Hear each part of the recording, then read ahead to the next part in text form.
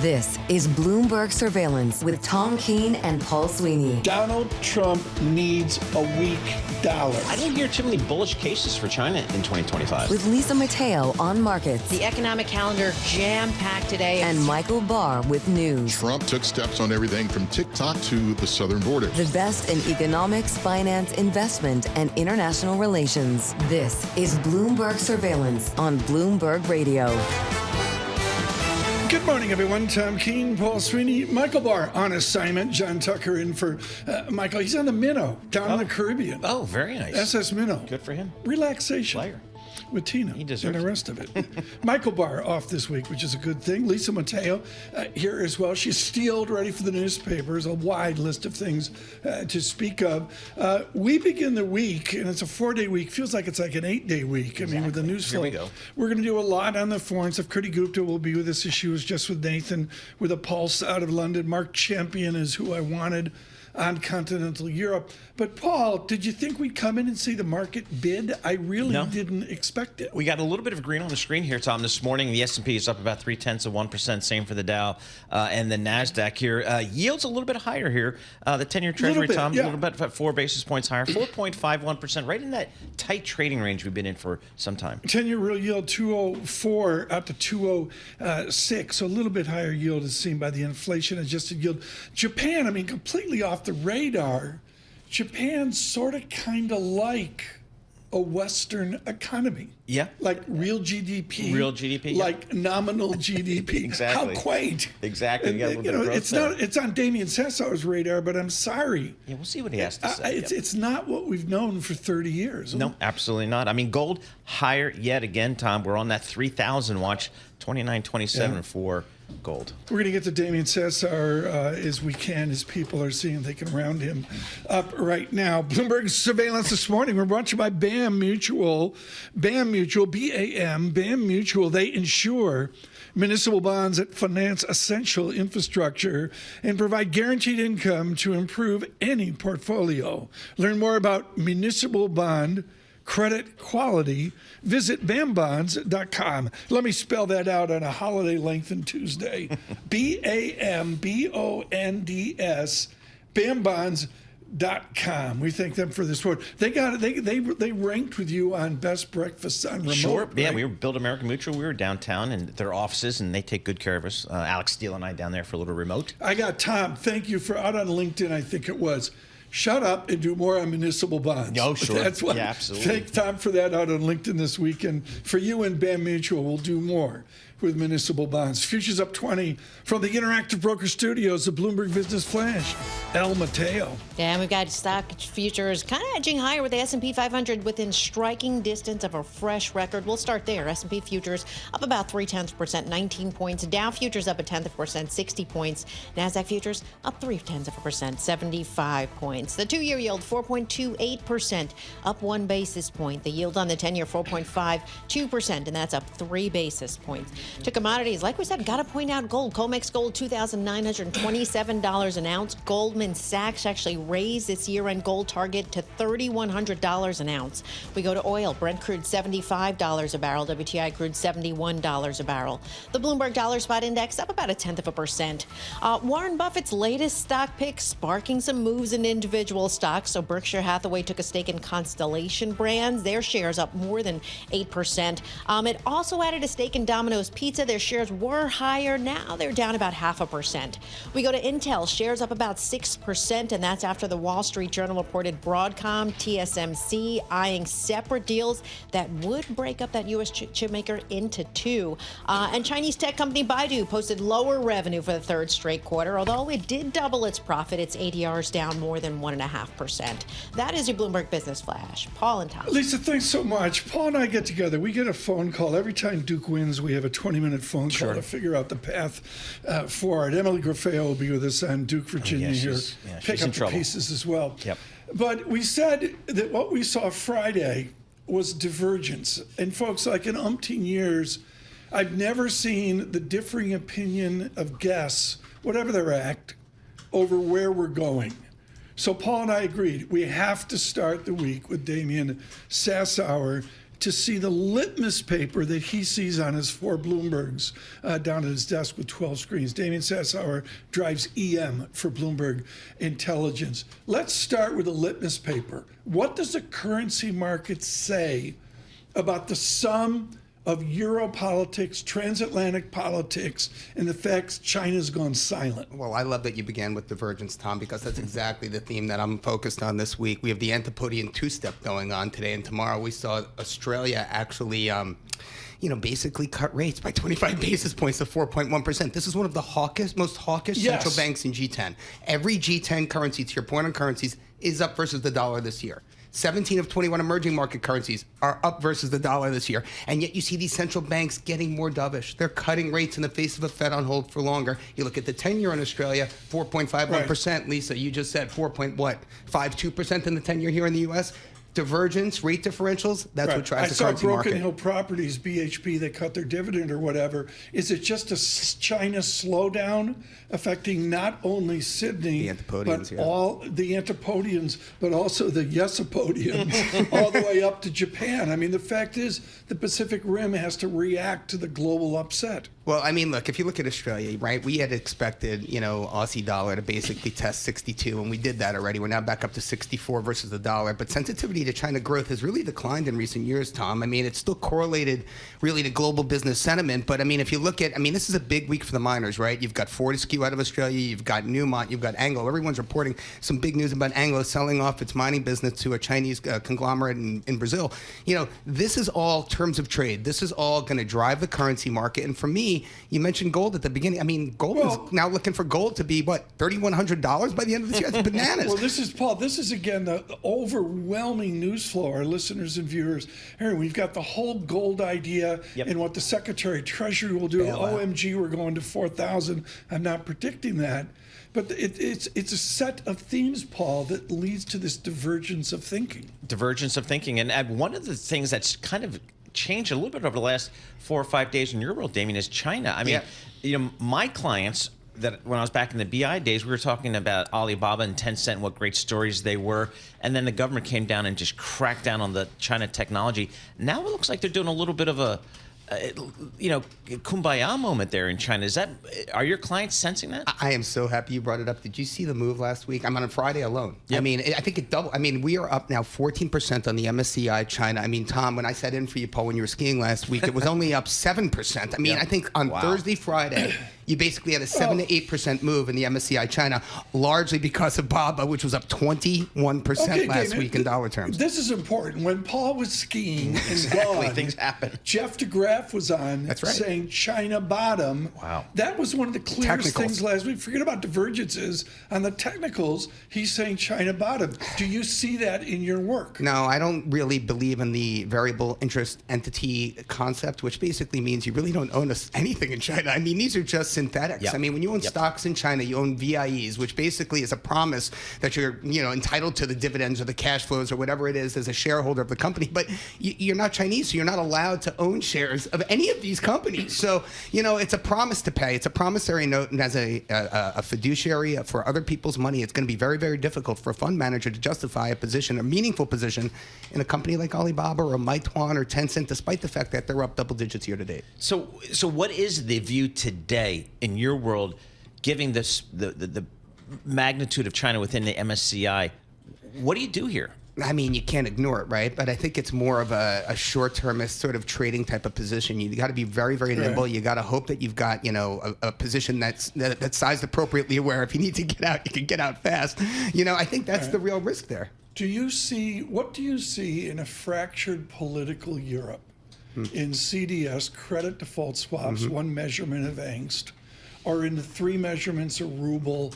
What do you see this morning, given the politics we have to deal with for 3 hours? I look at the zero coupon Ukraine US dollar 2035s. So Ukraine has zero coupon dollar bonds. No, okay, hold on. Okay, Ukraine. These are the 2035s.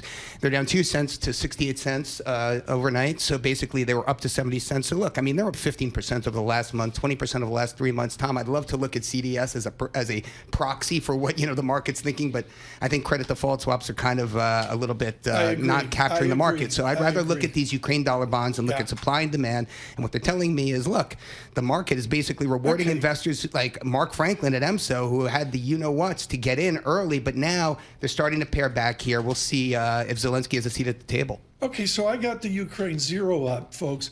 Only on Bloomberg. Where else are you going to do this on Bloomberg, Paul, folks? Do I have you spinning yet? Yes, you got the screen. Get so I need to a see sticker. my screen. When I'm not looking at bow tie ads, I've got the Ukraine zero of 2035 popping. When Damien told me to load the boat, it was 40. Oh, I see it now. I got and it. now Right, it's 69. I mean, why is there a bid on Ukraine, young Sassower? Well, I mean, look, it is a bid on, war reparations. After this is all said and done, this isn't a country who is rich in resources, agriculturally, mining-wise, industrial metals, rare earths for that, for example, you hear Trump talking about that. But really, at the end of the day, it's a play that, the U.S. and Europe will step up, and this is a country that's ripe for reconstruction, and they're going to pay off their bonds. Thank you for being in this morning. You can go home now. So now I got the Ukraine zero coupon 2035s on my screen. That's the boom. That's a Sassower value add. We welcome all of you across the nation and across Europe today on the ways you are listening to us on Apple CarPlay, Android Auto. Good morning across the corridor from 99.1 FM Washington up to a frigid New England this morning. It's just wicked cold. We'll talk about that in a bit. On YouTube, around the world in this nation, good morning as well. Now from our London studio at Queen Victoria Street, with a summation of what to do given the news flow, Daniel Morse joins us from BNP Paribas. Daniel, have you changed your outlook given the fracture I see within the London newspapers, Le Monde, the German newspapers, what we saw in Munich? Do you adapt and adjust to that? Well, certainly not yet, and to the degree that those are more political forces, from an asset management point of view, that's something that's, I think, quite hard to trade on. I think we're still trying to focus on growth and inflation, earnings potential, and so on, and trying to anticipate what the effects of what we've seen over the last couple of weeks on that, I think, is a bit more tricky. Daniel, I'm looking at the stock 600. What a move it's had year to date. Why do investors like these European companies? Is it simply the valuation? Well, actually not that. What's funny, that was the argument over many years when you would look at forward PEs for Europe, they were quite low, and when you tried to make your bull case for Europe, it was that valuations were low, and it, frankly, I think almost never worked. I think if you look at the detail, particularly at a sector level, of what's driven the outperformance, you really see two things. So number one, a lot of it's financial. So that gets to the divergence that we have in monetary policy between the Fed and the ECB. Also, you see in autos, capital goods, so potentially, on one hand, impact of the steel and aluminum tariffs, and then more recently, perhaps, some of that anticipation of rebuilding in Ukraine. I should say good morning to David out in Green Bay. Really? He's been a longtime holder of Daniel Morris's BNP Paribas. Talk about a moonshot. Let's just cut to that, to Paul's good question, Daniel Morris. Americans are going, wait, Germany's flat on their back, but the DAX, the roulette wheel of Europe, is up like a moonshot. Yeah, the German DAX index. What's the why? Why is there a bid on the DAX? Well, I think it illustrates a point. We're not investing in GDP. We're investing in equities. Germany, of course, global companies. It's not that much, to some degree, certainly dependent on the domestic economy, but they're not small cap stocks. So that, I think, is one thing to keep in mind. Of course, the aerospace and defense angle, anticipation for some recovery in industrial production, I think all of that's a benefit. And also just extremely low expectations. Daniel Morris with us with BNP Paribas. We continue. Good morning on YouTube. Thrilled with the results there. Thank you so much for subscribing at Bloomberg Podcast. Daniel Morris, your view of America. We treasure a view from across the pond, the distance you have. Is it a bull market that continues because of American corporate exceptionalism? Well, currently we're neutral on equities overall, and we've moved our overweight to U.S. back to neutral. But it's much more of a tactical move, reflecting, to be honest, the resurgence that we have seen already in Europe and also partly in China. In the view that the U.S. had gone quite far, you had these laggers that potentially had the potential to catch up, which they have at least for now. Medium term, though, have to agree. I mean, it is hard to argue with superior earnings growth coming out of U.S. equities versus the rest of the world. And if valuations, for the most part, are not extreme, at least we can say, I mean, that would suggest U.S. equities should do better in the medium term. What are you seeing, Daniel, from earnings so far this cycle, and maybe some of the guidance that we've seen some of the leading companies? Well, it's a bit hard to conclude. If you look at the share of guidance that was positive, it actually was a bit lower. It tailed off at the end of the quarter. There may be some repercussions, everything that's going on around AI, and then expectations then for earnings in that sector in the U.S. That said, the sample rate, so it's a bit similar issue that we've had with some of the U.S. data. The sample size was a bit smaller, so you're a little cautious about over-interpreting it. But there does seem to be, relative to what certainly was a quite bullish outlook that we all had post the election, maybe some tempering of those expectations. So, Daniel, how do we think about 2025 here? We're in the second month of the year, and we've had 2023, 24, where we had more than 20% move higher in the S&P 500. What are you telling your clients these days about expectations for equity returns in 2025? Certainly, and I guess it's the contrast that we think of those returns that we have for 2024 relative to the expectations we had at the beginning of the year. Of course, most everyone then forecasting a recession. We were all talking about the inverted yield curve and so on. So it's a bit now with the reverse of those expectations, looking for U.S. exceptionalism, potentially even a soft landing at some point, and then thinking, well, are we going to be wrong in the same way this year as we were last year, and what might that mean for equities? We don't see data, though, that's suggesting that's happening, so we're kind of happy to stick with the U.S. exceptionalism view for now, but always watching what we see on the economic front. Daniel Morris, thank you so much with BNP Paribas this morning from London. Greatly appreciate it. Thank you for coming in to our offices there. Futures advance, it's ever slight, but nevertheless a lift up 21 on S&P futures. NASDAQ up a solid 82 points, up 0.4%. With our news in New York City, John Tucker. And good morning, guys. Talks now underway in Saudi Arabia between the U.S. and Russia to end the war in Ukraine. Ukraine's not represented at the meeting, headed by Secretary of State Marco Rubio and Russian Foreign Minister Sergei Lavrov in Riyadh. Yesterday, Ukraine's President Volodymyr Zelensky reiterated he won't recognize any agreement reached without his country. Ukraine is not participating. Ukraine knew nothing about it. Ukraine regards any negotiations on Ukraine without Ukraine as negotiations with no result. And we cannot acknowledge anything, any arrangements about us that were made without us. Ukraine President Volodymyr Zelensky speaking through an interpreter after both the U.S. and Russia clarified that Ukraine would be involved in future negotiations. President Trump's push to rein in the federal government leading to more high-profile clashes. According to the Washington Post, the acting head of the Social Security Administration resigned over the weekend after a dispute with Elon Musk's government efficiency team over its attempts to access sensitive government records. In another plane crash, a Delta Airlines plane flipped upside down upon landing in windy and freezing conditions in Toronto yesterday. All 80 people on board survived. 15 were injured. Bruce Landesberg is the former vice chair of the National Transportation Safety Board.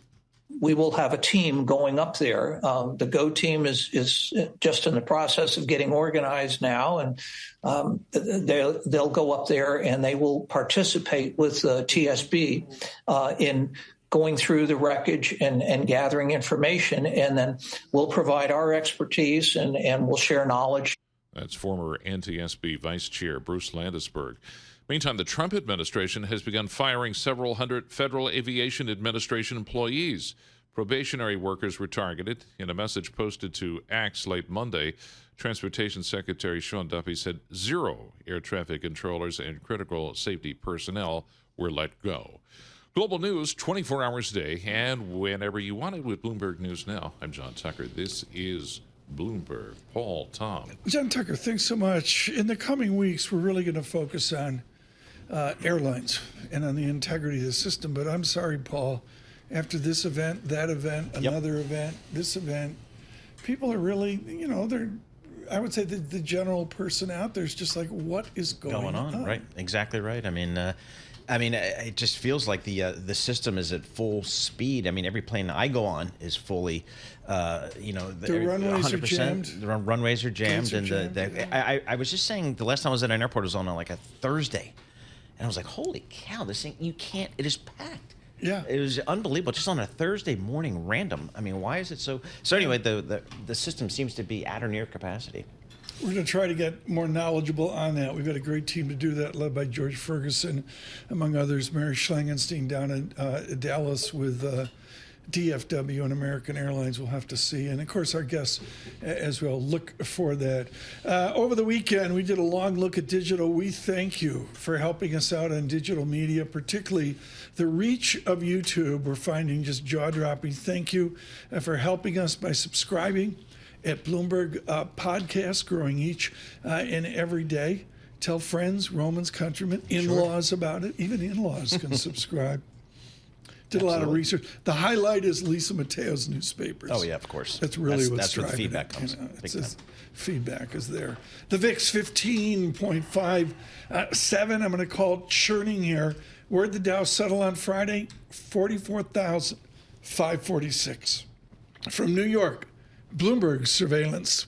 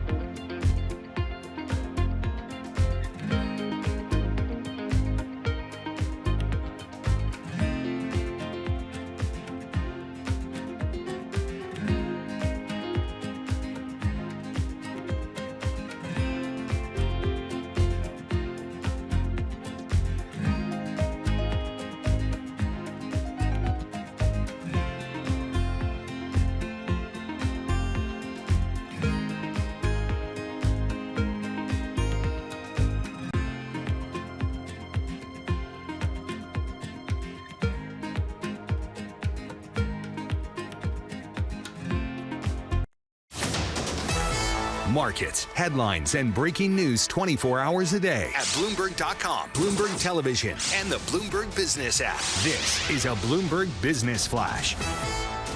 From the Bloomberg Interactive Broker Studio, I'm Lisa Mateo. We've got trading picking back up after the holiday, with futures right now advancing. We have NASDAQ futures up 0.4%, 90 points. Dow futures up 0.1%, 66 points. S&P futures up 0.3%, or 21 points. The two-year yield at 4.28%, up 2 basis points. The yield on the 10-year 4.51%, and that's up 3 basis points. A global look: European bonds extending declines on defense spending concerns. We have the U.S. and Russia meeting to negotiate an end to the war with Ukraine. Now, because of that, I just want to check in with U.S. defense stocks. For example, Lockheed Martin up about 1.5%. On the economic calendar this week, we have a read on Empire Manufacturing, but also this week, housing starts, building permits, initial jobless claims, existing home sales. A few companies making news this morning. OpenAI's co-founder said to be raising about more than $1 billion for his AI startup. It's called Safe Superintelligence, at a valuation of over $30 billion. And sticking with OpenAI, the Financial Times reporting that the company is considering granting special voting rights to its board to fend off hostile bidders like Elon Musk. And then, speaking of Musk, his XAI, well, it launched its Grok 3 chatbot, which he claims outperforms rivals including OpenAI and Google. For on-demand news 24 hours a day, subscribe to Bloomberg News Now, wherever you get your podcasts. I'm Lisa Mateo. That is a Bloomberg Business Flash. Paul and Tom. That was really impressive. I mean, very AI. Yeah. Very AI. Yeah. It's all about AI. I still don't understand Grok 3. Yeah, sure. Is AI basically just nothing more than trying to replace Google search? Oh, I don't know. I mean, in some instances, I think it can for some people. I look at some of the summaries and it's like, okay, I learned something. Yeah. And I look at others and they're barely in English. Right. I don't. So it's iterating as we speak. It's a work in progress. Yep. Speaking of work in progress, we say good morning to all of you and go to Kriti Gupta in London, of course, with Bloomberg and Television and Bloomberg Radio. Kriti Gupta, good morning. Kriti, we're talking here about the great divergences out there, and it centers for me and Paul around exuberance. I was going to go to the S&P and look for a drawdown, but you can't have a drawdown if it's at a record high. What's the level of exuberance out there on the Kriti Gupta meter? Is it exuberance or is it excitement about finally finding a rotation? I think that's kind of what I'm learning in Europe at the moment, simply because the trades that don't actually make sense or haven't made sense in the last year and a half off various fundamental reasons, Tom, Paul, they're the ones that are most in vogue right now. I'm sitting in Europe. That's all we're talking about. The people have a lot of doomsday around Europe, and that's where the money's coming in. Doomsday around China, that's where the money's going. Excited about America, looking at the economic resilience, that's where the money's coming out. It's a really interesting dynamic. Exactly. What I'm looking at within the angst, I'm reading like 4 or 5 newspapers over there, all in English. I tried to read it in French like Critty, and I couldn't understand it. But Critty, I'm looking at the doom and gloom in the European newspapers, and I got the DAX at a record high, and GDP numbers continuing to surprise to the upside, like what we saw in Japan over the weekend. Yeah, it's a really interesting one because the DAX outperformance is coming at a time when we are in the countdown to the German election with a struggling economy, by the way. A lot of that has to do with the defense trade. I mean, we've been talking, I think, for the last 3 or 4 days about what a potential Ukrainian ceasefire might actually look like. That peace dividend and the sudden urgency among European leaders, including right here in the UK, to defend and to invest in their military is moving those stocks. But this is what was interesting. Sharon Bell over at Goldman Sachs joined my program this morning, and she made a really interesting point. She says, her program. It is my program. Come on, give me a little credit here. 70 to 80% of European defense spending is leaked to the United States because that's where you get some of the equipment. So this is actually a positive, not just for the U.S., but for Europe as well. Paul, the Ben Laidler low, Christmas Eve 2018. SPX is up 159%. 17% per year. Per year, yep. Things are terrible. Things are terrible out there. Critty, I mean, the Europe, you guys are certainly front and center in terms of kind of global geopolitical news here. We've got Trump and Putin teams meeting on Ukraine and Saudi Arabia. But Europe is not really there at all. What's the feeling within London, within Europe, as to how this might play out over the next days and weeks? Paul, I love that you called me a European. Don't worry, I do bleed red, white, and blue. I'm just here. Yeah, no, this is a really interesting one because the feeling on the ground here is that there really is a lot of concern around the tariff policy. But right here in the UK, Keir Starmer has done something that I think is throwing a lot of leaders for a little bit of a loop, which is they're saying that they were willing, the UK is willing to put boots on the ground in Ukraine for security reassurance from the United States. That's a promise that even Joe Biden, at his height of support for Ukraine, wasn't willing to do. The problem here is he needs the help from NATO and he needs the help from his European counterparts. And right now, you're not actually able to get it. The FT had a great story out, I believe, in the last 24 hours, talking about how Emmanuel Macron is trying to get peacekeeping forces in Ukraine. Germany, Italy, Spain, Poland, they're all saying no way. Critty, my read of the weekend was Mario Draghi coming off his Chatham House report on what Europe needs to do. It's been written up, talked up by everybody, including Christine Lagarde. He reduxed it this weekend in the FT as well. Is anyone over there listening to the gentleman from the Massachusetts Institute of Technology? They absolutely are. The numbers off that article, 45% to 110%. That's the amount, he said, citing the IMF, of basically tariffs that Europe has put it on himself via regulation. But if you talk to the folks who are talking to Mario Draghi's team behind the scenes, for example, they'll tell you one thing, which is that this is something he's been saying for decades. The story, the report, the Draghi report that's just come out is it's a kind of phenomenal dynamic that has existed for about 30 years and counting. Europeans are just now getting to actually act on it. And I think when you've started to see these talks with Russia, the potential thought of rehabilitating Russia, suddenly you've seen European leaders spring to urgency in a way that I've never seen before. Paul, the summary of the article is everybody forget about the cutesy pie tariffs, 5%, 10%, 25%. Through regulation and internal dynamics and rules, country to country decisions, Europe's carrying in their service sector an equivalent 45% tariff. Yeah. You mentioned the German election. Critty. This could be really important for just broader European economics and politics. What's the feeling of how this might play out? Well, this is a really big deal because Germany is at the kind of nexus of so many important sectors that we really pay attention to the United States. Technology is one. Private equity is a big one. The private equity hubs are actually going into Germany. Infrastructure is another, but specifically the auto sector. I've heard Germany be described as going through Detroit in the 1970s, basically, when it comes to their auto manufacturing sector. It has benefited for years on the cyclicality of the auto sector, really pushing for EVs. Now they have to roll all of that back, fire 1,000,001 people in terms of some of the labor force that they have, and deal with unions. On top of that, invest in their defense. And that's not even trying to get some of their raw materials and dealing with not just the United States, but China as well. So these are all the questions that are going to be on the ballot this weekend when Germany basically votes between Olaf Scholz and the conservative frontrunner, Friedrich Merz, and 2 other candidates.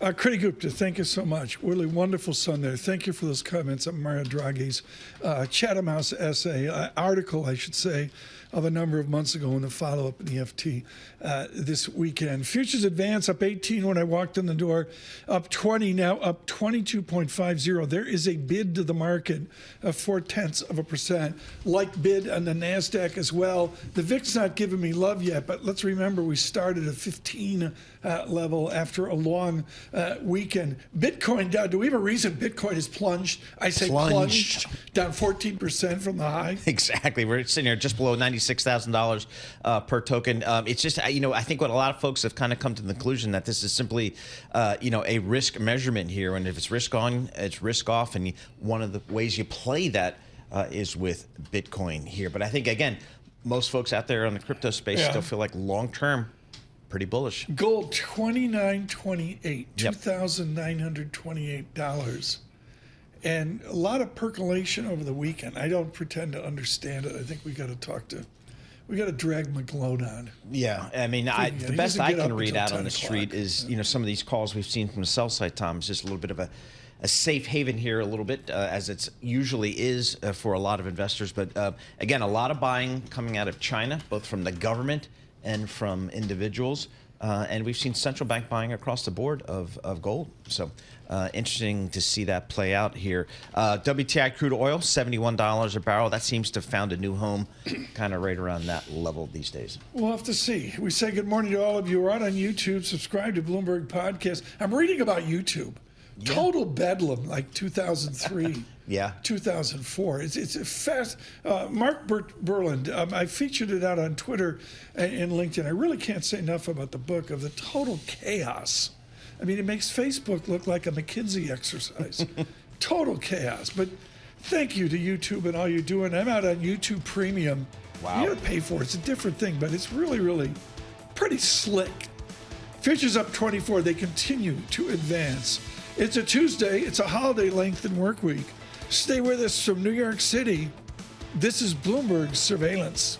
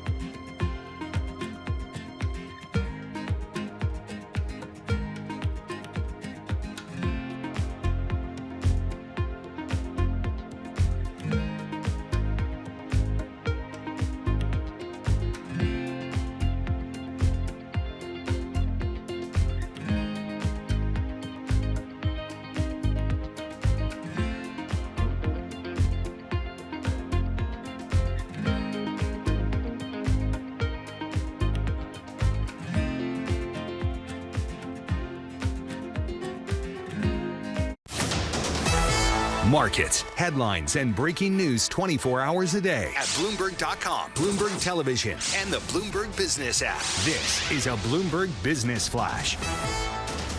From the Bloomberg Interactive Broker Studio, I'm Lisa Mateo. We've got futures pointing to a higher open. This is after the President's Day trading holiday. We have NASDAQ futures up 0.4%, 99 points. S&P futures up 0.3%, 24 points. And Dow futures up 0.1% or 88 points. The 2-year yield, 4.28%. That's up 2 basis points. The yield on the 10-year, 4.51%. And that's up 3 basis points. To commodities, have to point out gold, COMEX gold, $2,928 an ounce. We go to Brent crude, $75 a barrel. WTI crude, $71 a barrel. The Bloomberg Dollar Spot Index up about 0.1%, and we have Bitcoin down about 0.2% at just over 96,000.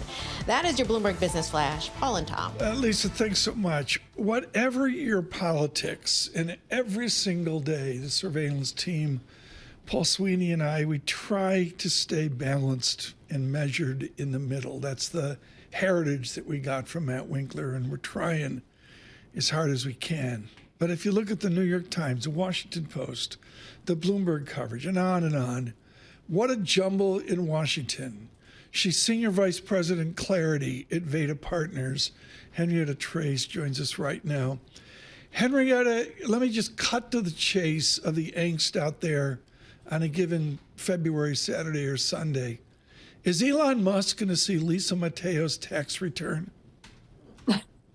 Well, that's definitely the question of the hour. And the IRS chief, the Social Security chief are all very concerned about the access that is being doled out to Musk and his associates who have either never been through any kind of background check from Congress, nor are they confirmed positions. And this is highly sensitive information about your adoption status, your employment history, your health care.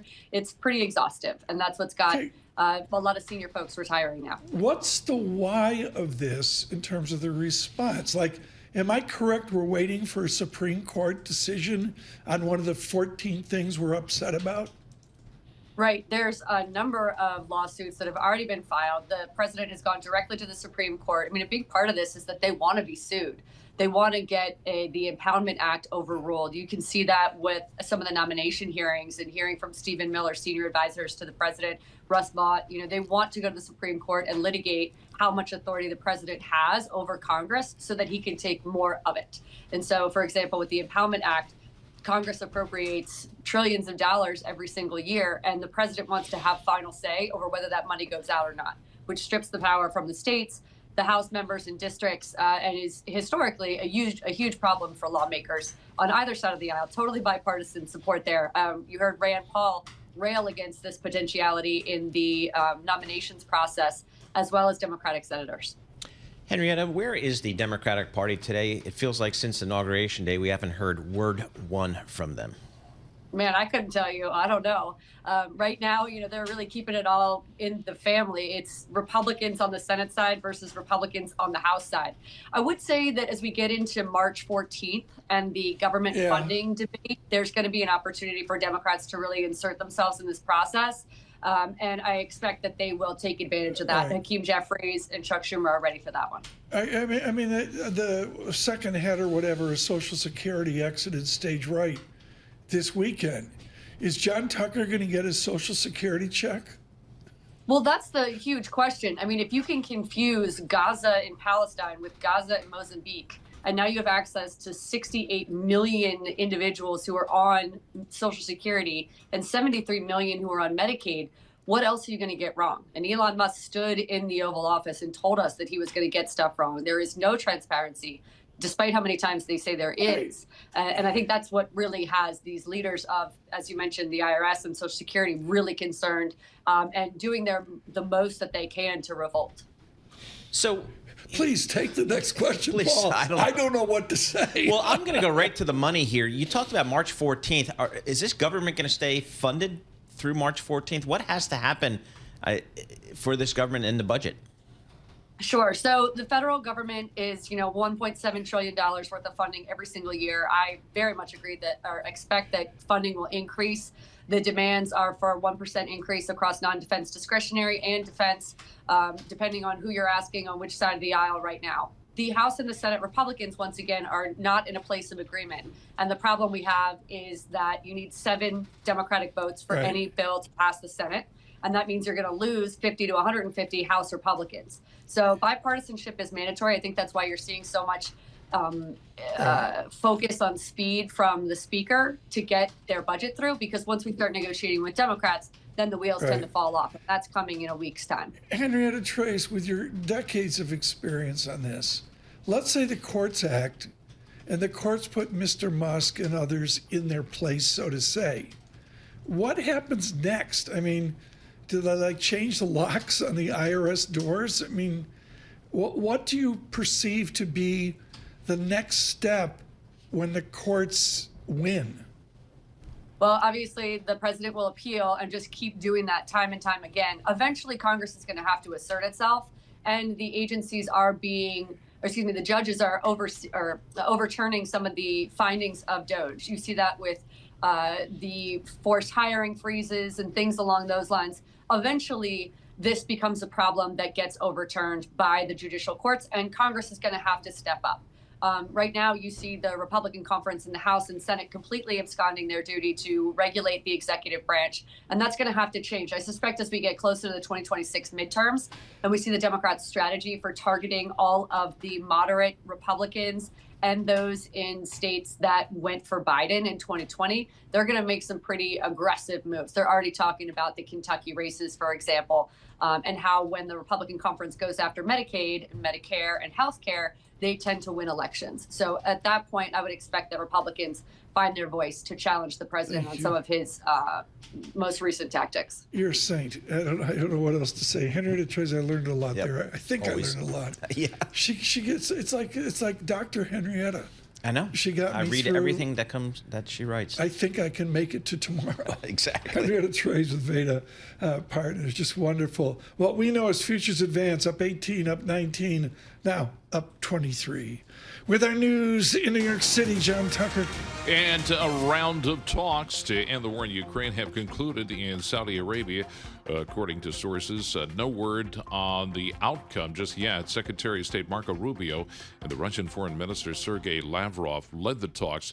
They did not include Ukraine or the Europeans. Let's get more from Bloomberg senior reporter Kevin Whitelaw. We don't know a lot, and I think that's part of what's unnerving many in Europe right now, is that this is moving much faster than anyone had really anticipated. These direct kinds of talks are ones that have been the U.S. had avoided under Biden. And so even though the U.S. has suggested that these are just preliminary talks, the speed of them has everyone nervous about whether this actually could end up moving further. I think the real question that Europe has going into it is they just don't really understand what the U.S. bottom line is, how much they're willing to concede or give to Russia. And at the same time, we still don't really know how serious Russia is about any kind of negotiation that really provides any kind of actual future for Ukraine.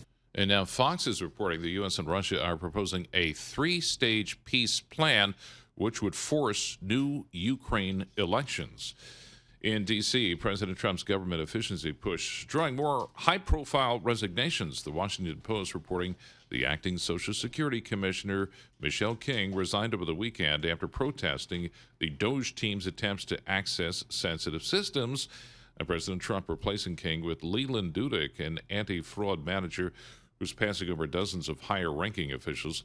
Separately, the head of the Food and Drug Administration's Food Division, Jim Jones, resigned yesterday, citing widespread job cuts across the agency. Nearly 24 U.S. attorneys were fired last week, but they didn't find out officially until last night. That's because of an email mistake.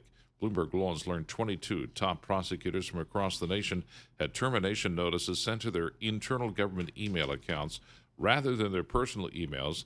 The prosecutors suspected their jobs were on the line after they lost access to government devices last Friday. Global news, 24 hours a day, whenever you want it, with Bloomberg News Now. I'm John Tucker. This is Bloomberg. Tom, Paul, Lisa. John Tucker, thanks so much. I went seriously to look at the Standard & Poor's 500 and to calculate the drawdown, thinking it was 1% or 2%. Yeah. There's no drawdown. No. We're all ATH this morning. No. Do we feel like an all-time high? It doesn't feel like it, but it's been such a solid move in 2023, 2024, Solid's the right word. Yeah. And now starting off in 2025. 5 here. And, if the Fed's going to be on the sidelines, this has to be earnings driven. So the question is, will the earnings be there for the remainder of the year? We'll have to see. I don't know. American oil, 71.09. Yep. Really not moving today with all the news coming out. There's all sorts of unverifiable news coming out of Europe, I should say. We're trying to sort it out for you to give you the latest news on Russia, the U.S., and Ukraine. Good morning.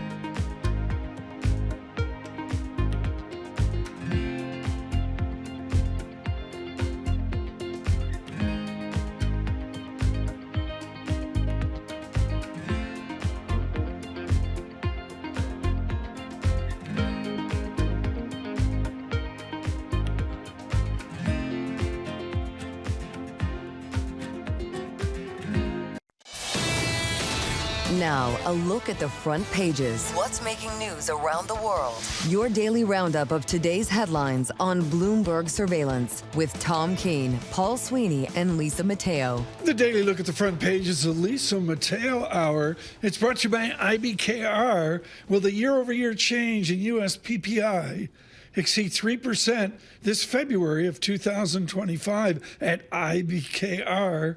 Forecast trader, yes, it was recently 39%, 39%. What's your take? Trade your prediction at IBKR, ibkr.com/forecast. And now a 2-hour newspapers because there's that much news flow. Where do you start? Well, not sure if you noticed on your Google Maps, but the Gulf of Mexico now reads Gulf of America. Really? You can see it now. Mexico, though, now threatening to sue Google over the name change. It all started because of President Trump's executive order to change the name. But during a news conference yesterday, you had Mexican's president started talking about this. She said a lot of the body of water, it's I'm on outside. And you see it, right? I see it. See, it's in the U.S. You can see that. But she's saying is that a lot of the body of water lies outside the U.S. maritime borders in regions that are controlled by Mexico and Cuba. And she says the executive orders to rename it only apply to those in the U.S. Continental shelf. So that's what she's arguing back and forth. And Encyclopedia Britannica said, no, we're not going to do that.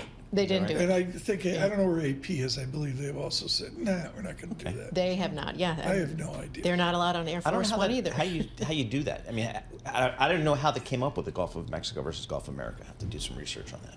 But it is about the territorial waters. I think Mexico has a greater percentage of the territorial waters. Mexico and Cuba is ginormous. Yeah. Like Cuba goes way over to the west. Yep. So, all right. Yeah, but now it's a battle. All right. How about if we name it the Gulf of Jimmy Buffett? That would be perfect. Straighten it out. Over. We've been talking about, the bird flu, spreading from birds to chickens to cows. And now scientists are saying, well, maybe it could be coming from more humans. There's been more dairy farmers, about 68 confirmed cases in people, but they're mostly dairy farmers. And now veterinarians who cared for the cows are contracting it. So what they're saying is that scientists are worried because it hasn't really spread from human to human transmission. Yeah. So that's where they think things could change. And if, it could happen because we're in the worst flu season. So you have that. It could raise a possibility of this new, more infectious bird flu strain because we're in such an infectious flu season. Can I ask something dumb? No. What if you get bird flu? Yeah, that's correct. Is it like a 3-day I've got the plague, I can't go to work, or is it more serious? I don't know if it's more serious, but what they're saying, the problem is that the federal government has this limited stockpile of vaccines if you were to get it. So that could be an issue if it starts spreading to more humans. I'm not up to speed on this other than I can't buy eggs. Right. When can we not buy milk? I mean, what's the, does it go over to cows like you say and milk? It's tough. Cows don't do eggs, right? No. As far as I know. But the Costco at Costco they did have the brown eggs only and everyone was scrambling for them. It was like scrambling for them, and you were fried because you were last in line. Okay, Paul feels poached. Okay, last quickly. How to stay fit past 100 years old without going to the gym. Okay, so this is notes. Take notes, okay? Because Business Insider spoke to centenarians, and they say that they did a couple things. So what you have to do is you have to walk a lot more. So outside, up and down the hallway, go to Walmart, walk the aisles, whatever you do. You have to cycle instead of driving, okay? Even if it's like a stationary bike, if you can't drive, at that age. All right, you can get on the Peloton, Paul, okay? Yep. Make it a social thing, so join like a club, like a bowling club, Paul. How many centenarians are there out there? There is more than you think. I'm guessing. To be amazed. So they're basically saying these things because they're saying, here's what we've been doing over the past 10, 20 years. And that's why we're living so long. Paul and I are just trying to get through a Tuesday morning. It's 12 degrees out. Exactly. And you just seem glad all over. I mean, I don't know what to say, Lisa. You just, she's so glad. Lisa with them at yes, newspapers. You got to keep moving. Lisa Mateo with the newspapers. Thank you so much. Come on, it's freezing out. It's 161-mile-an-hour wind on Mount Washington. It's time for the Dave Clark 5.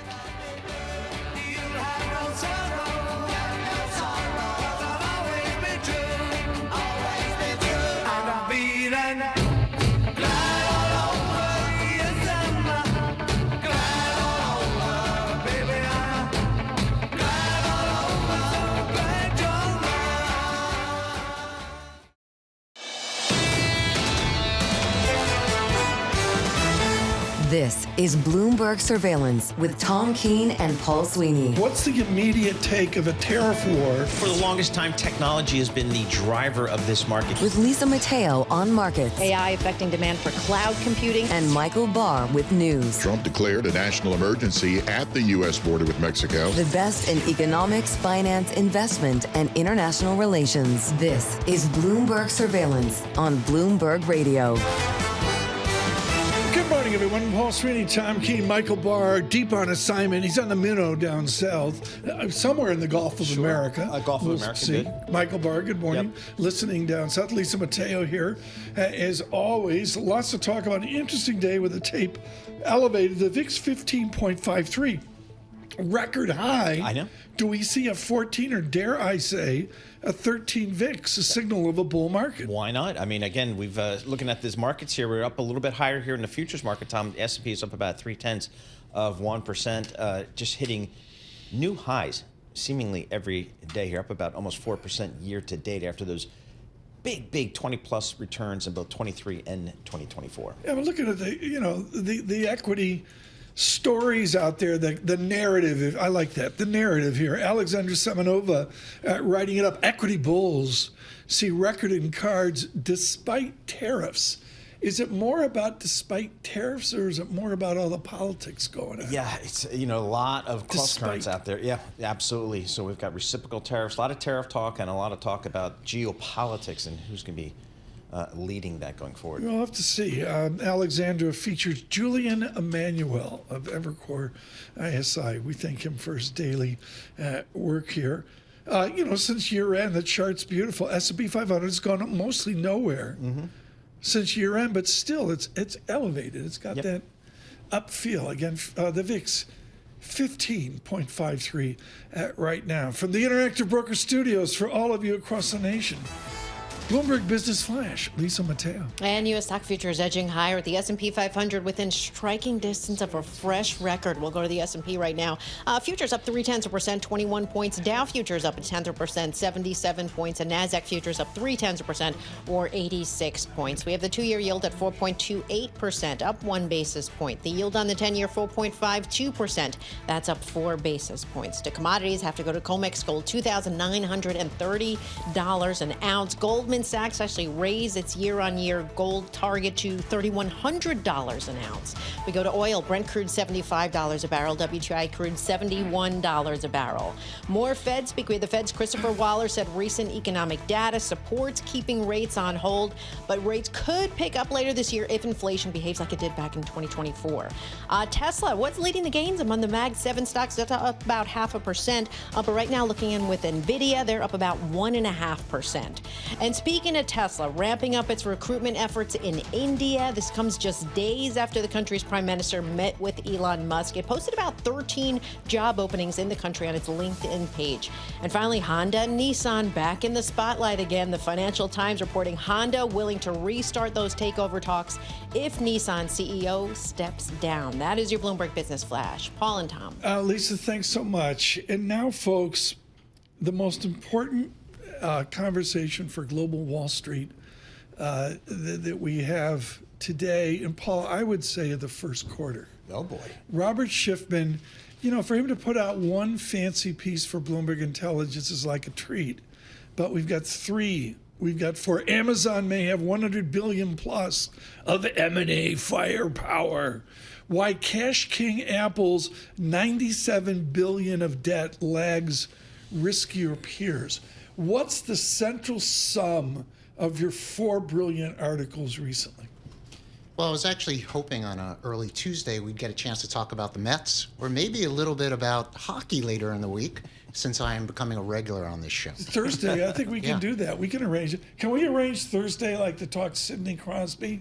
Well, it'd be Friday morning. The game's Thursday night. Well, okay, we can do Thursday, in your Friday, part of the world, whatever. TD Garden. Mets we don't do. I mean, Mets, we do it, but Lisa insists we do it, but, we don't. Tell me about the sum of your work. What's the one message for people that own or are angry they don't own the Mag 7? Yeah, we're trying to just simply demystify uncertainty. There's been so much concern post DeepSeek earlier this year that the world has completely changed, and that all the capital that all these hyperscalers have been putting into AI is for naught, and that these massive semiconductor companies, particularly NVIDIA, is sort of just going the way of legacy technology, and I don't think that's true at all. So from a credit perspective, how do investors look at these big tech names? I mean, the free cash flow is just extraordinary, and they've been spending a lot of money on AI. Are the credit investors concerned here, the creditors? Quite frankly, credit side is happier than ever, particularly when the use of capital shifts. Typically when I'm here, you're asking, why aren't these companies raising dividends more? Right. That's my question. And I say that actually doesn't make a difference for equity valuations. In this case, what's been happening over the last 18 months or so, particularly over the last 3 to 6 months, is that capital allocation is now shifting from returns of capital to uses of capital for organic growth. We are seeing such a blow up in CapEx budgets like we've never seen before. If you go back just a few years ago, a handful of years ago, names like Meta, Alphabet, Microsoft, they were spending $5, $10, maybe $15 billion a year in CapEx. Those numbers for the next 12 months, Meta's going to spend $65 billion. And you're not worried about that? I'm not worried at all. Why? Think about Why are you not worried? If Lisa's kids were at home doing that, she'd be worried. Why are we not? Paul, what's the sum? It's like $200 billion or whatever. Yeah, it's okay. Why are we not worried about them spending it irresponsibly? Well, because the alternative is you're basically, from a creditor's perspective, you're flushing it down the toilet if you're buying back shares. The reality is, I don't know if you guys have ever heard this phrase before, you got to spend money to make money. So when you're in Amazon and you're trending in the next few years towards $1 trillion of annual revenues, how do you get there? If you're an Apple or a Microsoft, how many more iPhones can you sell? Or how many versions of Word can you sell? You need new products and services. The vast majority of those core services that you have, you now need to lay on much higher margin services. And that's where this capital spending comes in. The reason why these stocks continue to go up is because there's anticipation for massive growth following this CapEx spending.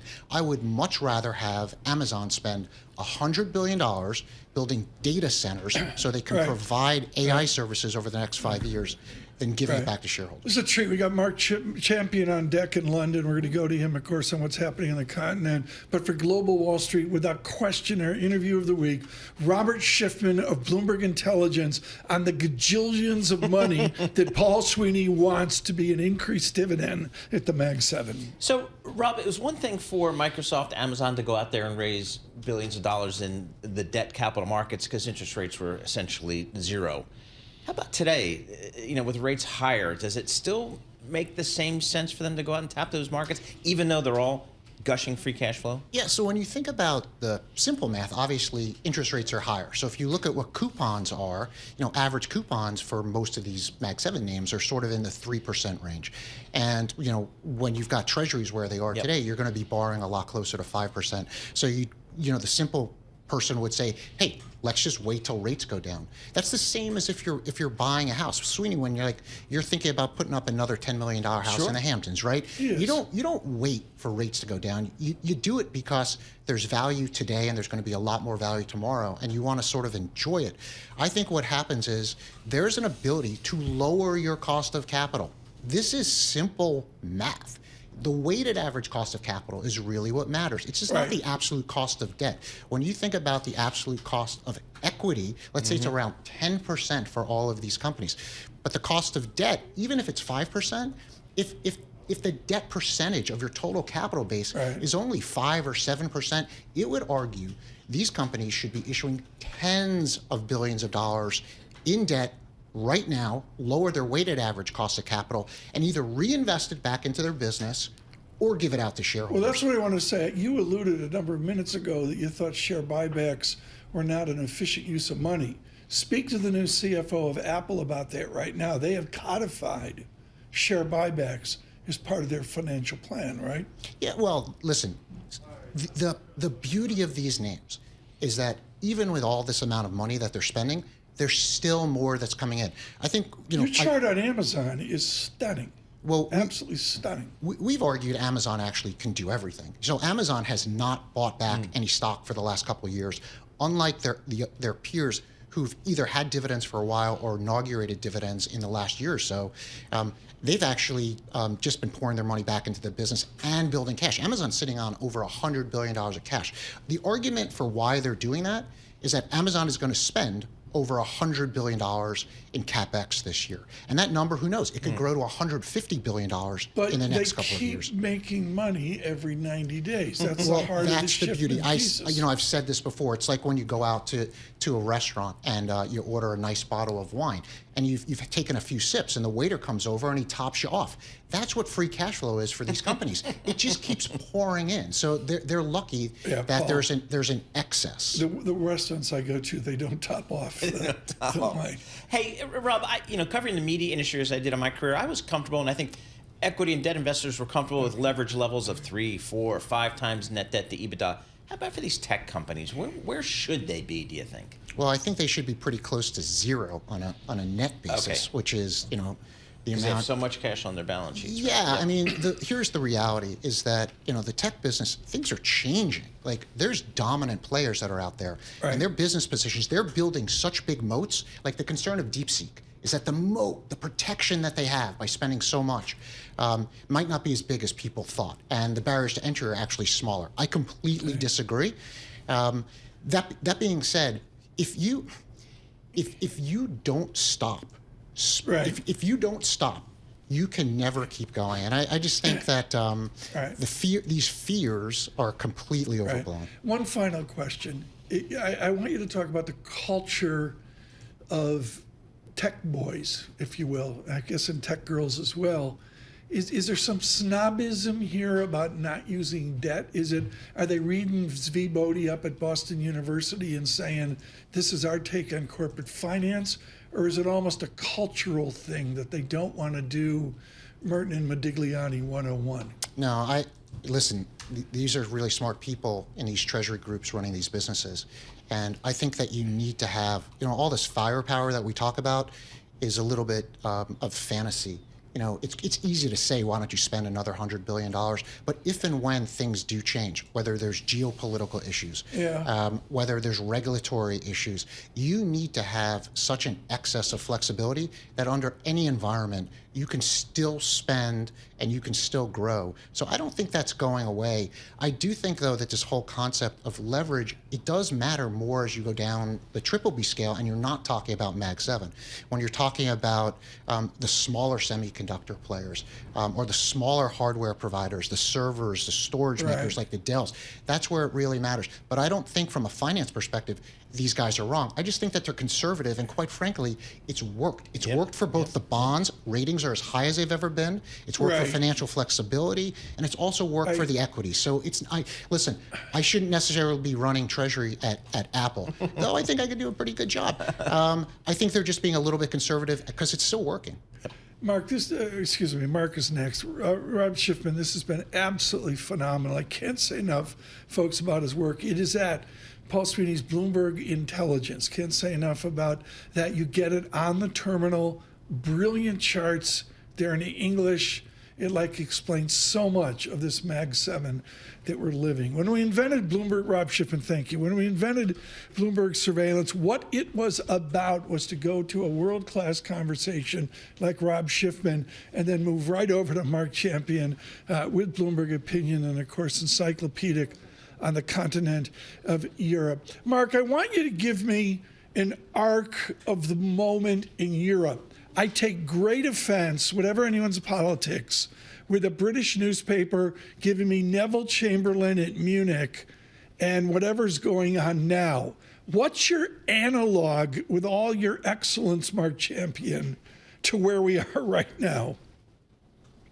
Well, I think the better analog is what President Putin did in 2007 at the very same conference in Munich that Vice President Vance spoke at, and this weekend. And what he did there was to just put the West in general, Europe and the United States, on notice that he was not going to play by their rules anymore, that he felt that Russia had been cheated, and that he was going to assert Russian interests from now on any way that he felt was necessary. And a year later, you had a war in Georgia. You've then had wars in Crimea, etc. So it was very consequential. What happened this time was essentially the United States saying to Europe, we are no longer on the same page. We are no longer going to give you the sort of total security guarantees that you have enjoyed since the end of the Cold War, since before during the Cold War. And we're going to move on from here. He also talked about why it is that he thought that Europe and the U.S. were no longer shared values, and he got involved in trying to determine who the next leaders of Germany should be. So it was a big shock for Europe, and may well prove consequential, as 2007 did. And listen to this language, Paul. This is from Amory Horton. This is a State Department readout. Establish a consultation mechanism to address irritants to our bilateral relationship. Now, that sounds like I'm talking to a 17-year-old daughter named Afterthought. But, that language, Paul, is so vague to address irritants. Exactly. So, Mark, where does that leave NATO? Well, so NATO is at the same time, as people always say, the most successful alliance in history, etc. But it is based on something that was always very fragile, which is the faith in Article 5. The faith that, if one country is attacked, no matter how small that member of NATO, if it's attacked, then, the rest of NATO, and that, most importantly, the United States, would pile in to defend them. And so the real kind of worry for Europe in this kind of talk is that, what you're really saying is we're not sure about Article 5. And, it's not just whether Estonia or Poland believes in, that that's the case and that they start to be worried about whether the U.S. really has their back if Russia was ever to attack them. It also, even more importantly, is whether Russia believes that security guarantee remains, because and most importantly, it is a deterrent. It was, the whole purpose of NATO was never have to fight the former Soviet Union or, anyone else after the fall of the Soviet Union. So that is what really worries people in Europe. So, Mark, if that were to be the case, is there a belief within the European Union that the countries can in fact step up their defense spending and make up for some of the American support? Well, I mean, that is what they're talking about trying to do now.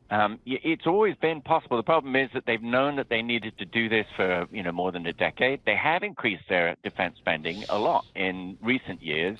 But nowhere near enough, and they started far too late. They've also are not very efficient in the way that they do it, and therefore they have to recognize, they do recognize that they still are not able to defend themselves without the U.S. Mark, I got to squeeze this in. I think it's too important. One of the 14 threads of this over the weekend is that the U.S. or whoever will exit the Baltic region, the Baltic states, defense of the three, Estonia, Latvia, Lithuania, that we will hold Finland less protected. How will Mr. Putin respond to that? Is that like the gift of gods to the Tsar of Russia? Yes, in a word. It's slightly more complicated in that he's, I think, quite unlikely to go after Finland. Finland's actually quite well protected. It has more artillery pieces than Germany, France, and the UK combined, for example. Wow. And so, but yes, the Baltic states are another matter. They, in terms of sort of share of GDP, one could say that they spend pretty decently, but they are tiny.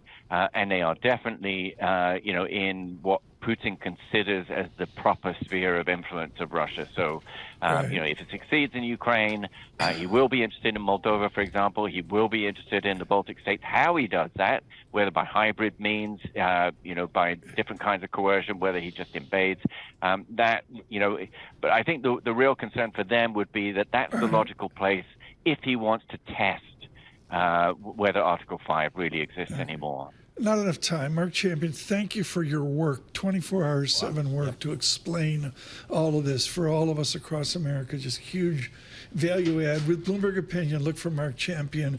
I'll get his work out on social here as I can through the morning. Futures advance up 24. Dow futures up 83. A lift to the market. It's a Sweeney bull market. 2-year yield. And where's the 30-year mortgage, Paul? I mean, it's just below 7%. Just below 7%. But still, yeah. Were you taking notes there? Schiffman was saying, climb on in. Yeah, absolutely. I mean, let's issue some debt here. He was very optimistic, to say at the least. From New York City, Bloomberg surveillance.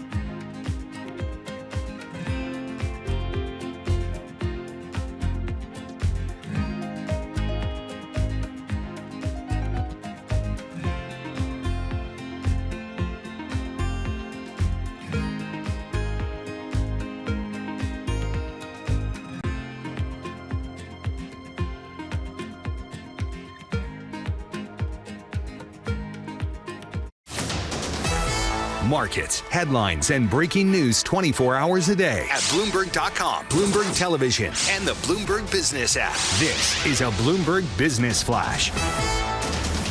And this Bloomberg Business Flash brought to you by Oracle. Attention growing businesses. Oracle is offering to cut your current cloud bill in half if you move to Oracle Cloud Infrastructure. For new U.S. customers with minimum financial commitment, offer ends March 31st. See if your company qualifies at oracle.com/Bloomberg. All right, we've got trading picking up after the holiday. Futures right now advancing. We have NASDAQ futures up 0.4%, 105 points. Dow futures up 0.2%, 97 points. And S&P futures up 0.4% or 25 points. The 2-year yield at 4.28%, up 2 basis points. The yield on the 10-year 4.52%, up 4 basis points. On the economic calendar this week, we have a read on Empire Manufacturing. That's today. We also have this week housing starts, building permits, initial jobless claims, and existing home sales. Warren Buffett's his latest stock picks. Well, they're starting to spark some moves in individual stocks. For example, Berkshire Hathaway took a stake in Constellation Brands. Their shares up about 6%. It also added to its stake in Domino's Pizza, up more than 1.5%. But it ditched the rest of its position in Ulta Beauty. Those shares down about 1%. Intel shares are up about 5%. The Wall Street Journal reporting Broadcom, TSMC, they're eyeing separate deals that would break the chipmaker in two. And finally, Chinese tech company Baidu. They posted lower revenue for the third straight quarter, although it did double its profit, but its ADR is down more than 2%. For on-demand news 24 hours a day, subscribe to Bloomberg News Now, wherever you get your podcasts. I'm Lisa Mateo. That is a Bloomberg Business Flash. Paul and Tom. Lisa, thanks so much. Podcasts. I was reading this weekend about this science I don't really understand. And Paul, it's simple. YouTube podcasts is just exploding. Yep. There's like others, Apple Podcasts, this, that, and the other. But YouTube is really growing. Shout out to YouTube Premium. You spend a little more money and it gets rid of all the noise. You get Lisa Mateo ad free. I mean, beautiful. How perfect. Yeah, exactly. Beautiful. And that's a good thing. We get a huge response when Adam Farstrup is in. He's with Schroders. He's got some fancy title, head of multi-asset, but what he's really, really good at is, okay, this is how you avoid the noise. His note from Schroders is just brilliant. Get it from Schroders. We protect the copyright of all of our guests. You have the most single calming note I've seen in an age of, like, the last 4 days has been less than calm. I don't believe you. How do I avoid the noise to participate in this equity market that goes up and up? What's the how do I do it? Well, I think you have to think about where are we in the economy? It all goes back to that. Why are the corporate earnings strong? Because consumer spending is strong, right? The job market is still very healthy. We're not seeing the cracks in that. And I think we're still sort of in this overhang of concern that somehow a slowdown is coming. We don't quite believe it because valuations are very rich. But fundamentally, the U.S. economy is in a very strong spot. The biggest concern is the concentration in the market. So that Mag 7 has been an issue for, I would argue, since 2023. How much of a concern is that for the market? Yeah, exactly. I mean, we saw, the news of DeepSeek, how quickly things can change. But the reality is, we think it's about broadening your exposure without being short the Mag 7. Okay. Right? So if I broaden my exposure, where do I go? Yeah. I mean, do I play a Trump trade, financials, and all that kind of stuff? Do I play a better economy, which is going to help cyclicals? How do I play? Sure. So the Trump trade is noisy, right? Okay. And I think we've seen lots of volatility in that. So I think we have to go back and say, where is this economy supporting good earnings? Certainly financials. That trade is far from over. So when you think about barbelling a portfolio in U.S. equities, financials look very attractive to us given the shape of the yield curve and the deregulatory impulse that we do see coming there. Do you, on theoretical basis, do you want to be more diversified, less diversified, sector specific, or individual stock specific? So I think there's two aspects to this. One, you want to be geographically diversified. There is so much heat on the U.S. right now that actually we're seeing opportunities emerge now in Europe. And so while the European economy itself has some challenges, the loosening of policy from the ECB, some of the valuations that are attractive there, I think there's an opportunity to just spread your bets there. But your other point about, do you go stock specific? And we were traveling and we met with a client 2 weeks ago who said to us, we used to actively go passive and now we're passively going active because of the concentration in the indices. So in our portfolios, we have a lot more stock picking. We're macro allocators. We used to expose ourselves to the S&P 500 passively. Now we like the idea of being active because differentiating within the Mag 7 has become important. So how do you differentiate between the Mag 7? Are you heavier weight in Amazon, lower weight in Apple, or how do you guys do that? Yeah, you just had that phenomenal interview about CapEx in the tech space. Robert Schiffman, brilliant. Absolutely Scary brilliant.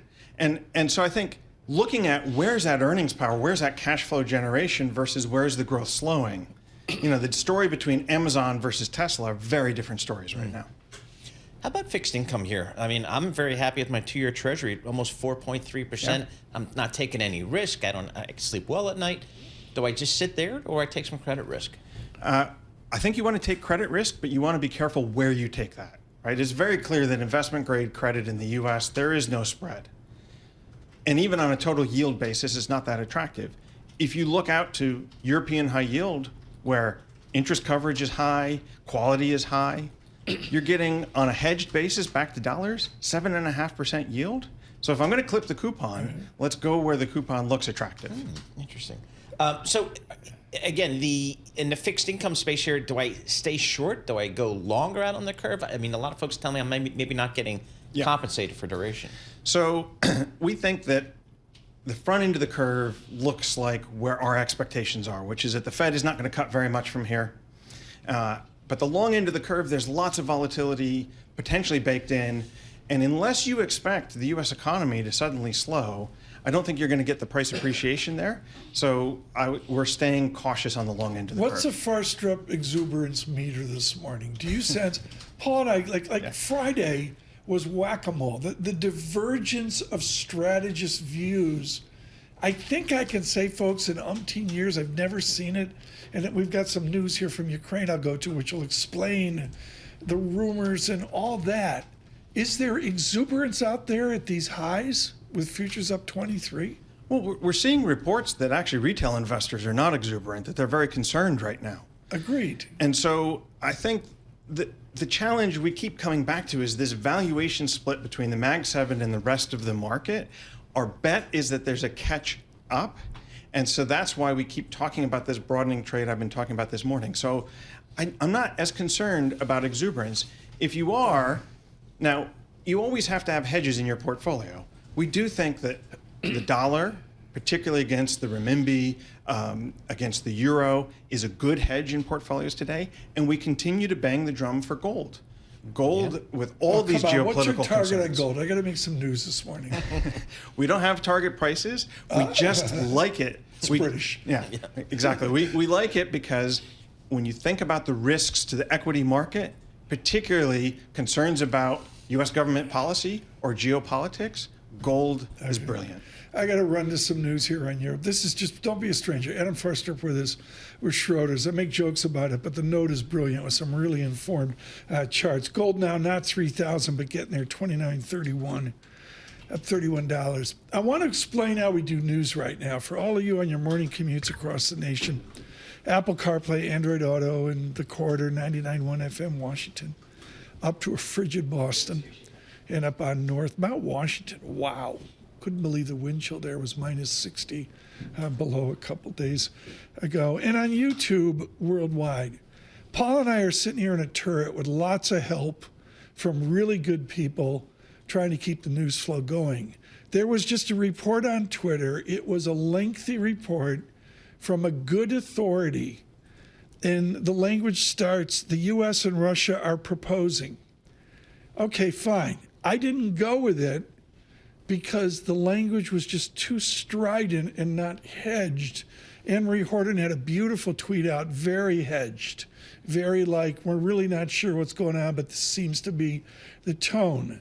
We have a headline coming out moments ago from Bloomberg, U.S. only, quote, floating, unquote, Ukraine election idea, a U.S. source tells Fox. And I just want to explain that this goes back to that Matt Winkler's going to join us later, Paul. This is back to Matt Winkler's heritage of just sourcing. And trust me, Tom Keene's gotten it wrong before, I'll tell you. but we're trying every step we can to give you sourced news rather than rumor and speculation.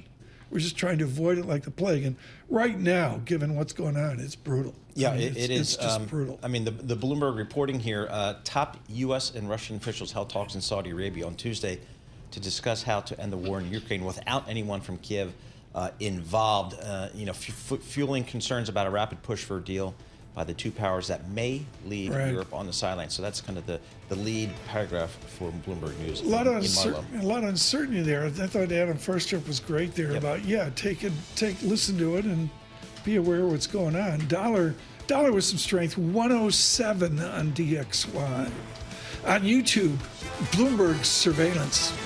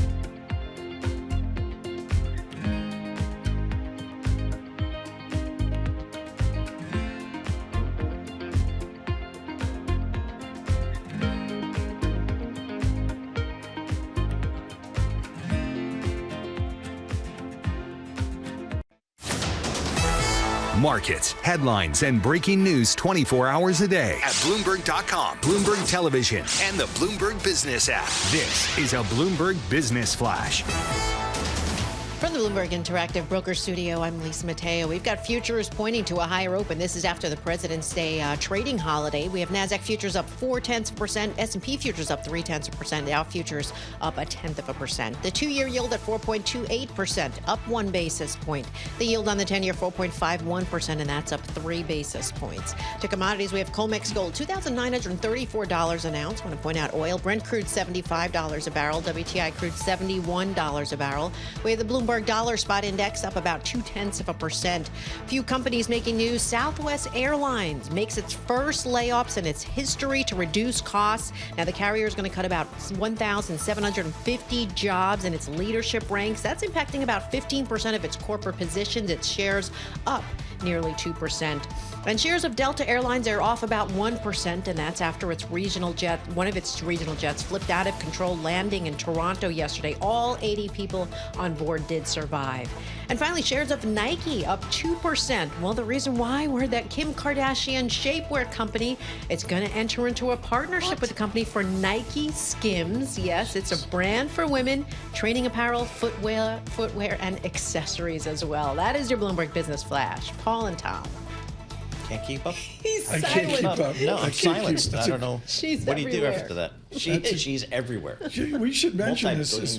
Well, I mean, the only way I can get the kids to talk to me is Nutella crepes. Oh, yeah? I mean, that's the bribe. Okay, that's how you roll. I mean, the gentleman that founded Nutella, I don't have it in front of me, he died over the weekend at like 87, 88 years old, and the founder of Nutella. Afterthought just was in black. She's wearing mourning and, whole thing. Futures up 24, Dow futures up 83. This is important in that we have Tobin Marcus with us. He's had a policy at Wolfe Research, but far more than that, withstood the White House within the Biden administration, providing policy and economic perspective. He's qualified given the way your head's spinning and my head's spinning because he's out of physics at Brown University. I remember sitting in quantum mechanics, surviving Schrodinger equations, and then Heisenberg showed up. How dare he? And there's an uncertainty principle now. If you have two particles, you can focus on one, but the moment you focus on one, you lose sight of the other. It's a whole important idea within the magic of quantum mechanics. Tell me the quantum mechanics now of our diplomatic efforts in America. We can focus on one thing, but then the other things drift away, it seems, instantly. Yeah, I mean, look, the focus is, I think, shifting rapidly. The Europeans certainly are trying to get their heads around it. But I mean, coming out of the Trump administration, we're seeing certainly an attempt to move forward on a lot of different dimensions simultaneously. We have obviously this diplomatic effort out of Ukraine. The Europeans simultaneously are very, very concerned about what Trump's tariff rollout last week could mean for them. It's a lot of moving pieces. You were with the Biden administration. Would you suggest that the Biden administration did not move forward? Well, I worked for Biden in the Obama administration, somewhat longer ago. Okay. But did they not move forward? I mean, what we're getting now is initiative. If I'm a Trump supporter, I'm saying, look, we've got initiative now. Yes, I mean, certainly, I think the latter stages of the Biden administration were somewhat listless. They came in with a lot of ideas, were, faced a challenging global landscape. But, certainly you look at places like Ukraine, I don't think that we saw a lot of progress over the course of the past couple of years. Sort of theory of the case, after the big, counteroffensive that they tried to prepare the Ukrainians for, which didn't really succeed, I think mostly we were kind of holding ground for the past few years. So I guess one of the bigger issues that we're all coming to grips with over the last couple of days is this kind of transatlantic relationship that has been in place since the end of World War II. Against maybe, to challenge the USSR, now Russia.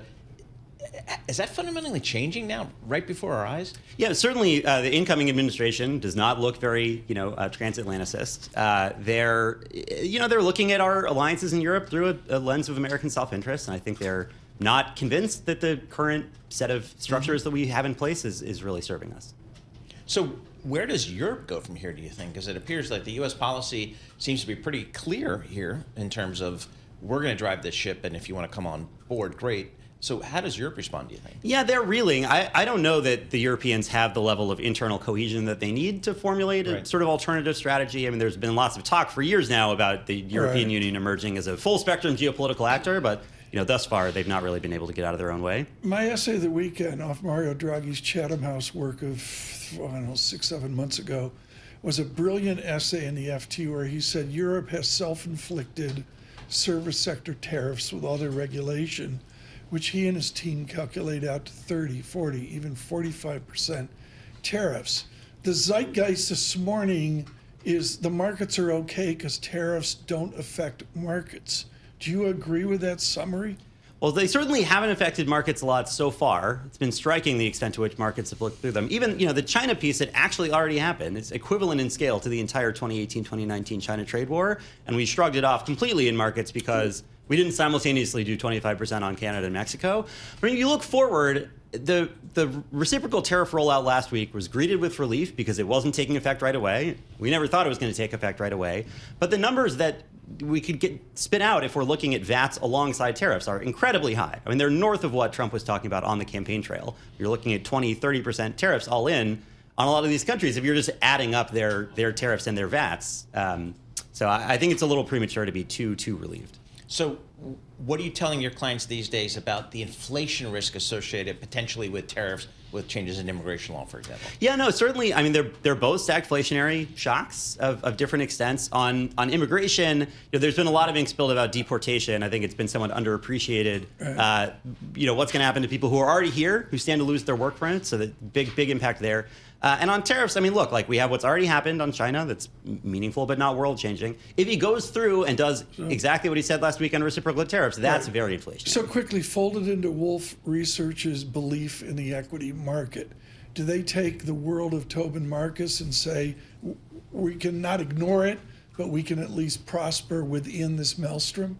Yeah, no, we're not sort of market-wide bears on equities. I think things can continue working. They certainly have so far. Right. From a rates perspective, we're at no Fed cuts this year for sure. I think that's one impact that we're seeing clearly in terms of what this all adds up to. Ongoing debate, but that's where Fascinating. Come back tomorrow when the news completely changes. Tobin Marcus with us, Wolfe Research, here this morning. Futures advance, highs for the day up 24. Dow futures up 78. With our news in New York City, John Tucker. All right, Tom, top U.S. and Russian officials held talks in Saudi Arabia this morning discussing how to end the war in Ukraine without anyone from Kyiv involved. And that's fueling concerns about a rapid push for a deal by the two powers that may leave Europe on the sidelines. A senior Russian official said after the meeting, which lasted roughly 4 hours, that no date had been set for President Vladimir Putin and his counterpart Donald Trump to meet. A Delta Airlines regional jet flipped out of control after landing in windy, freezing conditions in Toronto yesterday, skidding along the runway and coming to rest upside down after losing its tail and one of its wings. 15 people were injured, 3 critically in the accident, though nobody was killed. Toronto Pearson Airport Fire Chief Todd Aiken. The runway was dry, and there was no crosswind conditions.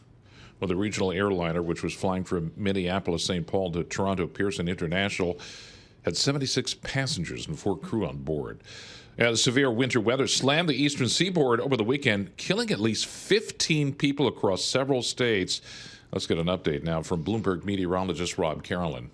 John, the storm system that originated on Saturday in the lower Mississippi River Valley and brought very heavy rain to parts of Kentucky and the southern Ohio River Valley, that went across the Northeast Sunday, producing snow, sleet, freezing rain, and rain from New York and New England. On the backside of the system, we've had very strong winds. Yesterday, we saw gusts between 60 and 70 miles an hour across portions of New York and New England. That brought trees down, some of which had been laden by the ice that fell on Sunday. That storm is locked up in eastern Canada. It'll produce strong winds again today across parts of upstate New York, southeastern Ontario, Quebec, and into New England. I'm Rob Carolyn, Bloomberg Radio. Thanks, Rob. And Republicans are weighing billions of dollars in cuts to Medicaid, threatening health coverage for some of the 80 million U.S. adults and kids enrolled in that safety net program. To whittle down the budget, the GOP-controlled Congress eyeing work requirements for Medicaid. It's also considering paying a shrunken fixed rate to states. Global news 24 hours a day, and whenever you want it with Bloomberg News Now. I'm John Tucker, and this is Bloomberg. Tom, Paul, Lisa. John Tucker, thanks so much. We need to emphasize, folks, with, we do international relations. We've listened to you, and you want to be aware of it to fold it into your market call. Paul, the NASDAQ's up 0.5%. I did not expect that today. No, I mean, it's just a lift. Yeah, it is. It is a lift, and we've had a strong January coming into February now. We'll have to see. We'll keep on that. From New York City, worldwide, this is Bloomberg Surveillance.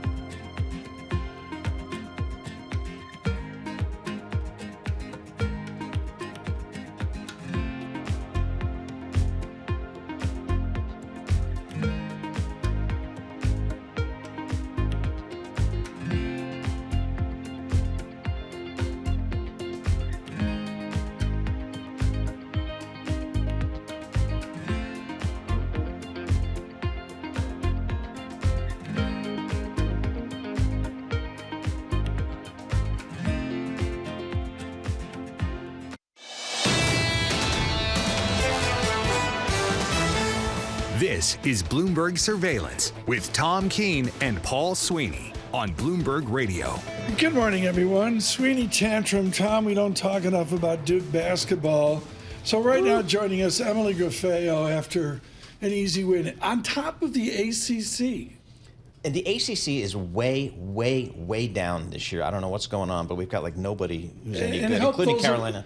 Help those that aren't smart. The SEC is not Arthur Levitt. That's the SEC's got basketball. Everybody in the top 10. Even the Big 12 is good. The Big 10 is good. The ACC, who is usually, Tom, the basketball powerhouse conference, right. no Thank more. You. And I think that's because they have not played or played well the NIL game, name, image, and likeness, the money, and they've not played the portal game well.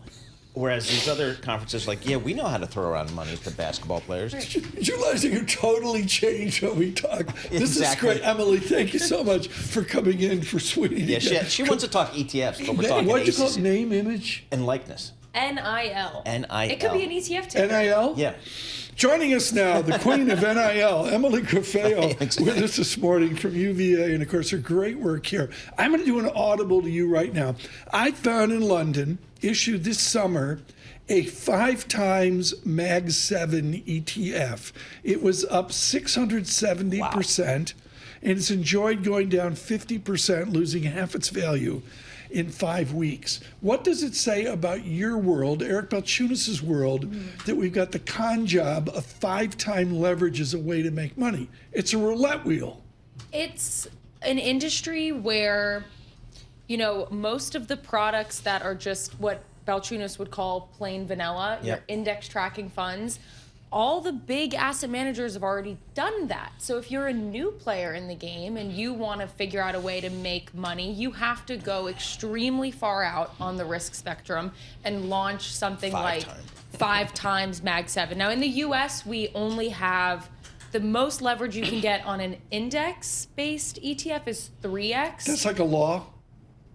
Well, I don't know if you could technically call it a law, but that's what we've only seen the SEC allow. And then we've only seen the SEC allow 2x on a single stock. But that could change under the new SEC. Most of the money, though, just goes into the S&P 500 index thing. Vanguard is now unseated State Street as the biggest player. Yes. That's kind of big to me. This was exciting news this morning for anyone who follows the ETF space closely, because SPY is one of the oldest ETFs. That's what I put in my And that's typically, it's been the largest. It's at $630 billion. And now VOO, V-O-O, which is from Vanguard, is now about $632 billion. So now it takes the crown. How did it do that? How? What's the why here? How did that happen? Flows were relentless buying from financial advisors and retail. It's 3 basis points, whereas SPY is 9.5 basis points. That's more of a trader institutional ETF. VOO is the like set it and forget it, just keep buying, buy S&P 500. And the fee is 0.03 percentage points. 3 basis points. .00. I'm not even going to ask how they make money. I don't understand. I can't. I don't have a math. I'm back into 2 to 3% mutual funding. How does anybody make money? No idea. In the ETF business, if we pay about it's 3 beeps. They have to launch 5x Mag 7 ETF and then make it cost, 90 basis points. That's what we're seeing. The new ETFs that are launching are actually okay. So more what's expensive. the new thing in crypto? That's why we had you in originally here. Right. The new thing in crypto is that altcoins. So there's Bitcoin and there's Ether. Those are your mainstream cryptocurrencies. Sure. Now the product press on Wall Street is trying to put altcoins into ETFs. What's an altcoin? An altcoin. Lisa, take notes. Solana, Litecoin. These are other kinds of cryptocurrencies that essentially there's been a question as to whether they're securities or commodities. The old SEC would probably say these are all securities and you can't just Are they throw them in an daffodils or ETF. tulips? They sound like tulips to me. Yeah, potentially. Emily Grafeo, next year for UVA basketball. Thank you so much, Emily Grafeo, with this. There have been tones across the time of the USSR, the Beatles. Back in the USSR. Been away so long I hardly knew the place. Gee, it's good to be back home. Leave it till tomorrow to unpack my case. Honey, disconnect the phone. I'm back in the USSR. You don't know how lucky you are, boy. Back in the US, back in the US, back in the USSR.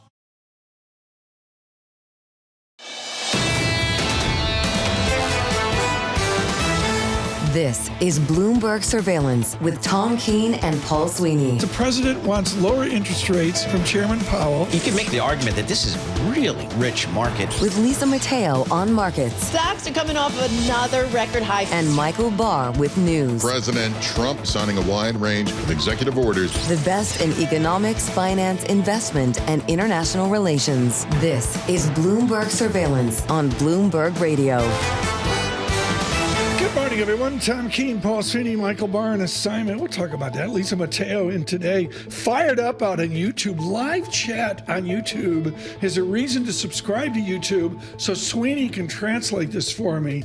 The greatest says Louisville to SEC to hopefully. So like really? Louisville's with Duke in the ACC, yep, and they would go with the other guys. Who knows? I mean, everybody's just. Is it just about money? Can I totally suggest? About money. I mean, we had the kids from Cal, Berkeley, and Stanford fly all the way to Durham to play basketball. Did Rick Pitino escape? Is that what he really did? Was escape the madness down south to come? Well, now he's at St. John's, and just the Madison Square Garden was rocking yesterday with St. John's. The city's totally fired up with St. John's. And the Knicks doing well too. We Nick's thank Barry great. Ritholtz for his seats were closer to the court than yours. I know. I don't know he how was that like happened. 3 rows ahead of you. Exactly.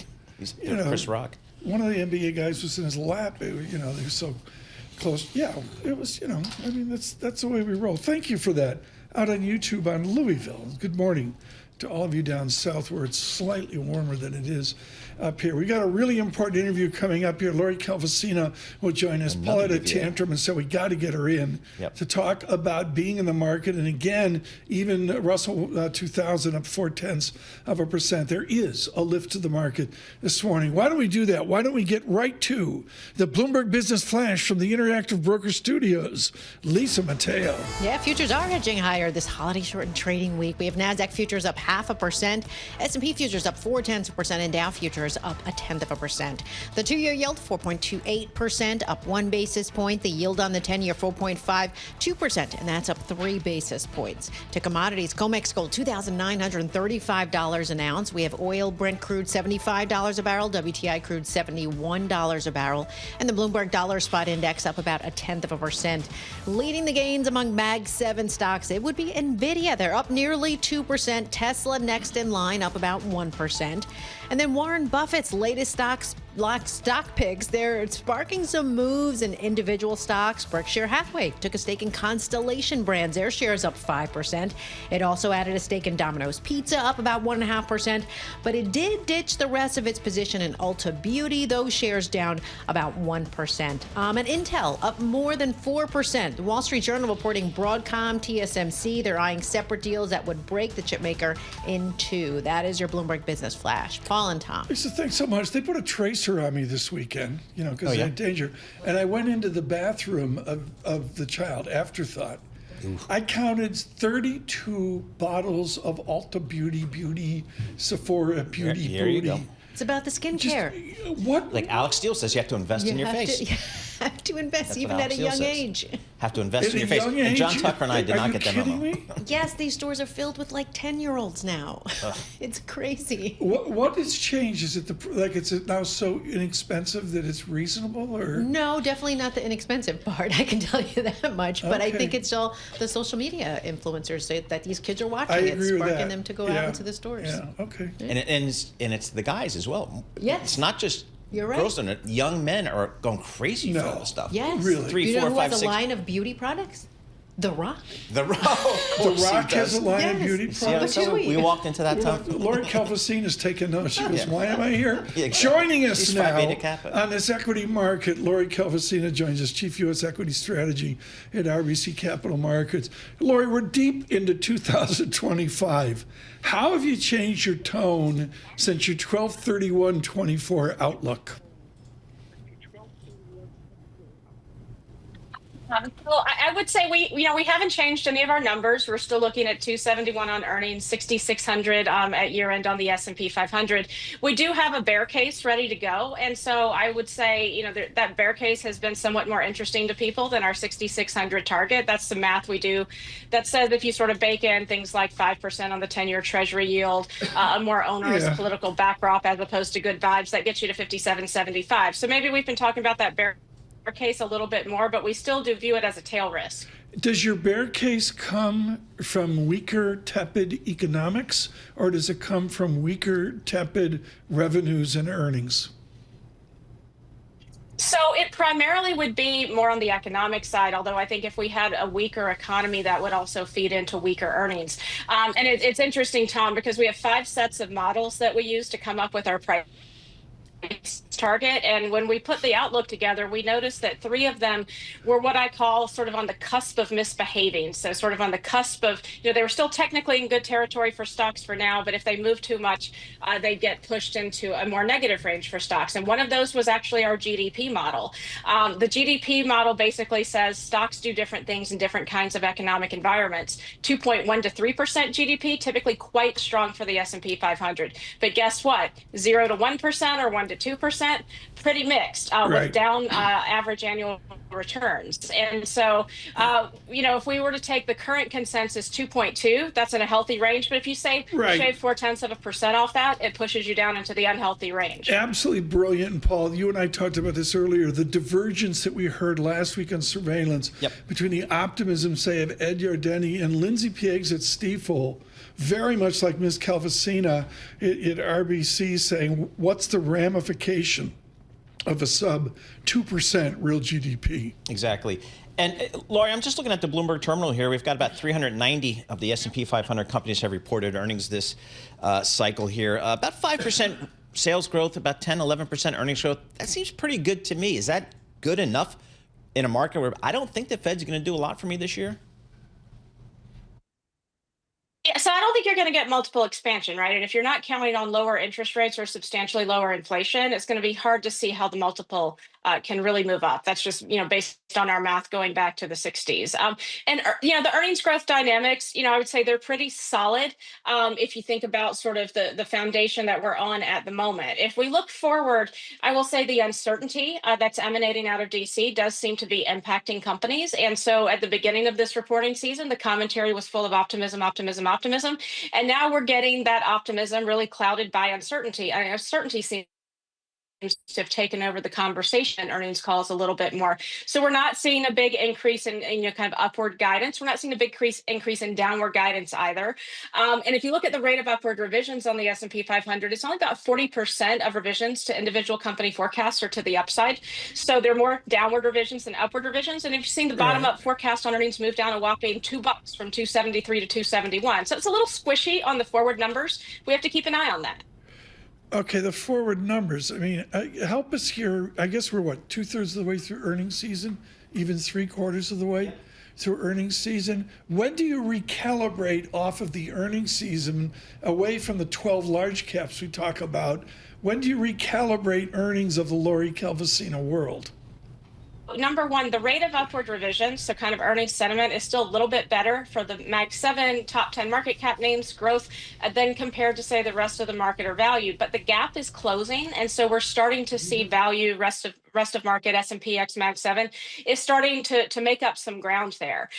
So I think there's still a ways to go for the value cohort of the market to really kind of take over that earnings leadership. If you look at 25 and 26 estimates, Mag 7 is still expected to have better growth rates, even though those growth rates are decelerating. But certainly value is making up some lost ground. And so far, it's been enough to give you the justification for a little bit of rotation and leadership on price performance. We welcome all of you across the nation here. Laurie Calvasina with an important interview. We're going to continue with Ms. Calvasina if we can reset with her work at RBC Capital Markets. Our technical staff will work on that. On YouTube, Good Morning out at Bloomberg Podcast is well, building each and every day with a live chat that's really helpful. It's altcoins.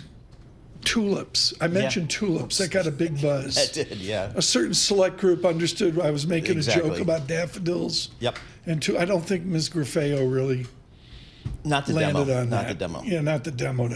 We thank the older demo for continuing with us as well. I mean, we're talking with Laurie there, and again, it's about she has an optimistic cast, but she's got a framework if. Some of the geopolitical news, Tom. Which is, I think, really, again, it's the uncertainty that's out there. It's just absolutely incredible. We continue with Laurie Calvasina.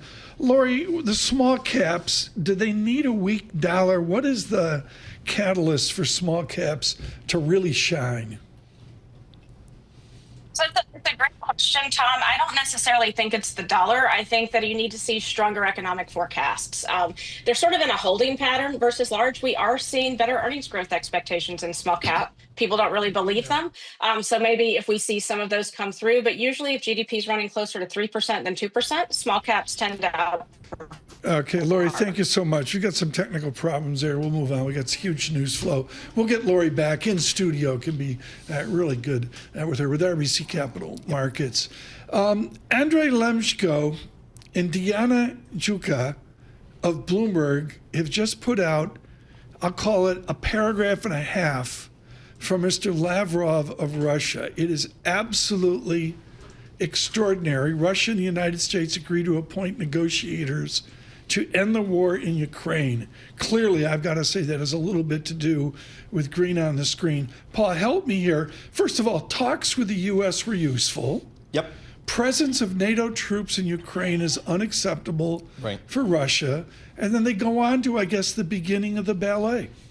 And I think what was also important here, Russia and U.S. have agreed to ensure that ambassadors in Washington and Moscow are appointed as soon as possible. I mean, if for nothing else, I'm generally of the opinion it's better to be talking to people, whether it's your allies or not. It's better to be talking to them than not talking to them. It's better to be engaging with them rather than not be engaging with them. But we'll have to see to what extent, Ukraine and officials from Ukraine will be included in or these other discussions. European nations here. When you look at the hydrocarbon issue and all the other tensions here, I mean, this has a true, do you agree with me, Paul? I mean, we're making this up as we go, folks. Help us. But the answer, Paul, is I see a real bilateral cast here away from anything to do with a multilateral approach. Right, and that certainly goes to the speed. Maybe you can move a little bit quicker in that type of scenario, but presumably there are other interested parties, whether it be Ukraine itself, whether it be other European neighbors. So we'll have to see how this plays out. But it looks like, based upon the discussions between President Trump and Putin, that things are moving forward.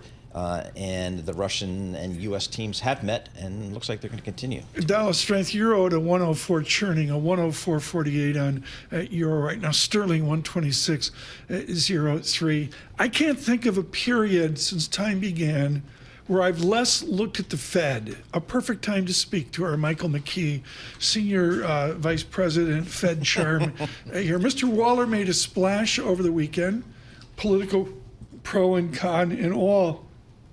How are governors, presidents, the zeitgeist of these smart people, how are they managing the message to the end of March Fed meeting? You know how turtles pull their heads in when you point at or touch them? That's kind of where the Fed is at this point.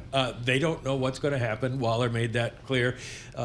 He is more dovish than many of the folks on the Open Market Committee, but he basically said he's operating from the point of view that we want to cut rates. But because of the uncertainty out there, we can't do it now. So we're going to wait and see what kind of additional data we get, and maybe later this year we can do that. Pat Harker of Philadelphia said much the same yesterday, because they're both talking about how there's a January effect in CPI. 7 of the last 10 Januaries, we've had higher than expected inflation. Claudia Sam with a brilliant note this weekend out on the same idea, Paul. And Michael, is it inflation versus the job market that is job one now for the Fed? Inflation is their main concern. It's going to be interesting to see what happens. We get a jobless claims number on Thursday. To keep watching this and see what happens. The president, in theory, is asking his division heads to fire 200,000 people. Well, we've got jobless claims of 200,000, so that would double the number of people on jobless claims. It won't all come at once if it happens, because, of course, a lot of these firings are caught up in the courts and they may not happen and everything. But it's interesting to see that for the first time in a long time, we have the possibility of very large increases in jobless claims that might start to worry the Fed. And remember, 80% of federal employees are outside of Washington. So this is going to hit a lot of states if indeed it follows through. Michael McKee with us, of course, legendary in economics, and what many of you don't know is he owned the political high ground as well. I'm going to do a massive audible here, Mike McKee. You were 15 years old in 1986 at Reykjavik with Gorbachev and Reagan. You launch forward from 1986 to 1993, where I completely got wrong the Yeltsin coup, if you will, Black October, the October coup. What a mess it was after, of course, 1989 and 1990. How do you perceive the Russia now that you were such a student of years ago? I was in Moscow during that coup period as well. It was a very, very fascinating time because 70 years of history was just being erased at the moment. And that's a history Putin wants back. He wants to steal back the 19th century. You could get very philosophical and go back into the history of Russia and how it has generally been run by strongmen and how the Russian people are sort of used to that and are willing to do that. It's a little bit like what happened when China opened up and the Chinese Communist Party said, we will give you the possibility of prosperity as long as you stay out of politics. And that's kind of where the Russians are at the moment, but the problem is the war is creating all kinds of economic issues. So Putin has a reason to want to settle. The question is where do they go from there? And I think, as Zelensky points out, you can't trust Putin. Did you see the Draghi essay this weekend off his Chatham House effort? Yeah, you mean to start eliminating barriers. What did you think about it? I mean, what does Lagarde think about that? She's having a fancy cup of French coffee at the place outside Paris. How does she perceive what Draghi said? Well, just reading kind of between the lines, I think basically what he's saying is that European countries have a different attitude towards government regulation and consumer safety than the U.S. does, and that's okay. But there are a lot of bureaucratic obstacles in the way of getting things done. And that's one of the big issues here. One of the questions that comes out of the whole Doge thing is, are they really going to save money or make things work better by just firing people? Or is it just the systems that need to change? I don't mean the computer systems. I mean the number of people who have to sign off on something and the various layers of bureaucracy. And if Europe could follow Draghi's advice, then it might make it a better place to invest. There's a window into the incredible asset Michael McKee is for Bloomberg LP. I mean, with his experience. How you were like 50? Could you drink at Reykjavik when they passed around the bottle of vodka? Could you drink? Unfortunately, Tom, I could. I was not 15, which means that today I'm a lot older than. Okay, Michael McKee, thank you for that perspective. Greatly appreciated. Right to it with Futures Up 23, our news. In New York City, John Tucker. And a round of talks have concluded, a round of talks to end the war in Ukraine and Saudi Arabia. No words so far on the outcome. Secretary of State Marco Rubio and the Russian Foreign Minister Sergei Lavrov led the talks. They did not include Ukraine or the Europeans. Let's get more from Bloomberg senior reporter Kevin Whitelaw.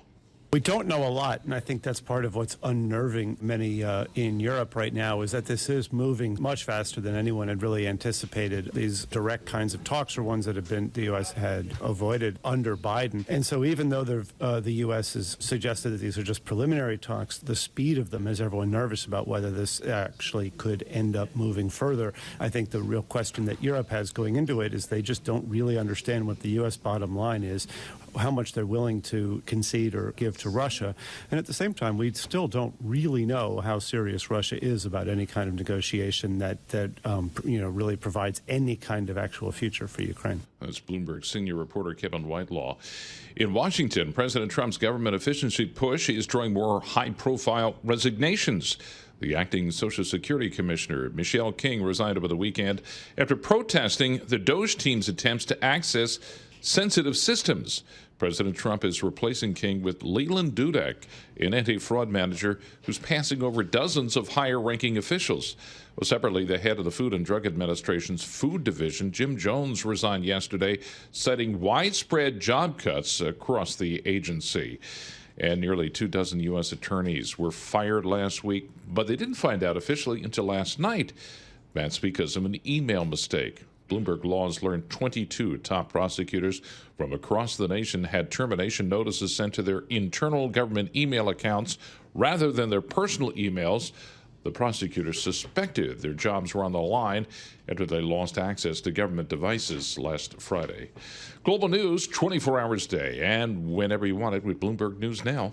I'm John Tucker, and this is Bloomberg. Tom, Paul, Lisa. John, thanks so much. We've had so little time to deal with this. SNL 50th anniversary, it sort of caught up on me. Yeah, it did. It was a huge event. Yeah, a success, right? Yeah, unbelievable. 15 Lorne million Michaels, people. I mean, yeah. And it's just amazing what Lorne Michaels has done there for 50 years. And one person really, one could argue, is responsible for that. And what's amazing is out on YouTube, 6 hours later, they got all the vignettes. Yep, all out there. That's the future of YouTube. They're going to have Lisa's newspapers out there soon. This is Bloomberg's Surveillance.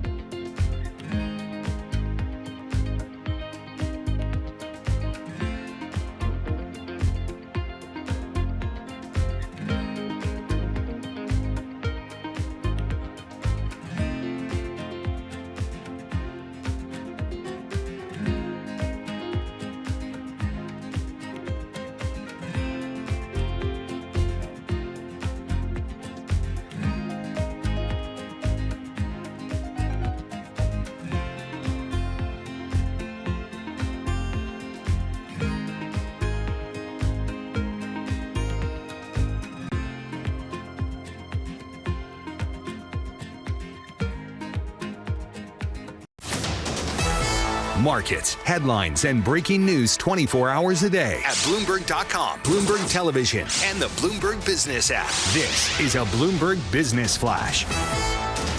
And this futures report sponsored by IBKR. Will the average U.S. temperature in February 2025 exceed 36 degrees Fahrenheit? At IBKR forecast trader, the yes, recently at 44%. What's your take? Trade your prediction at ibkr.com/forecast.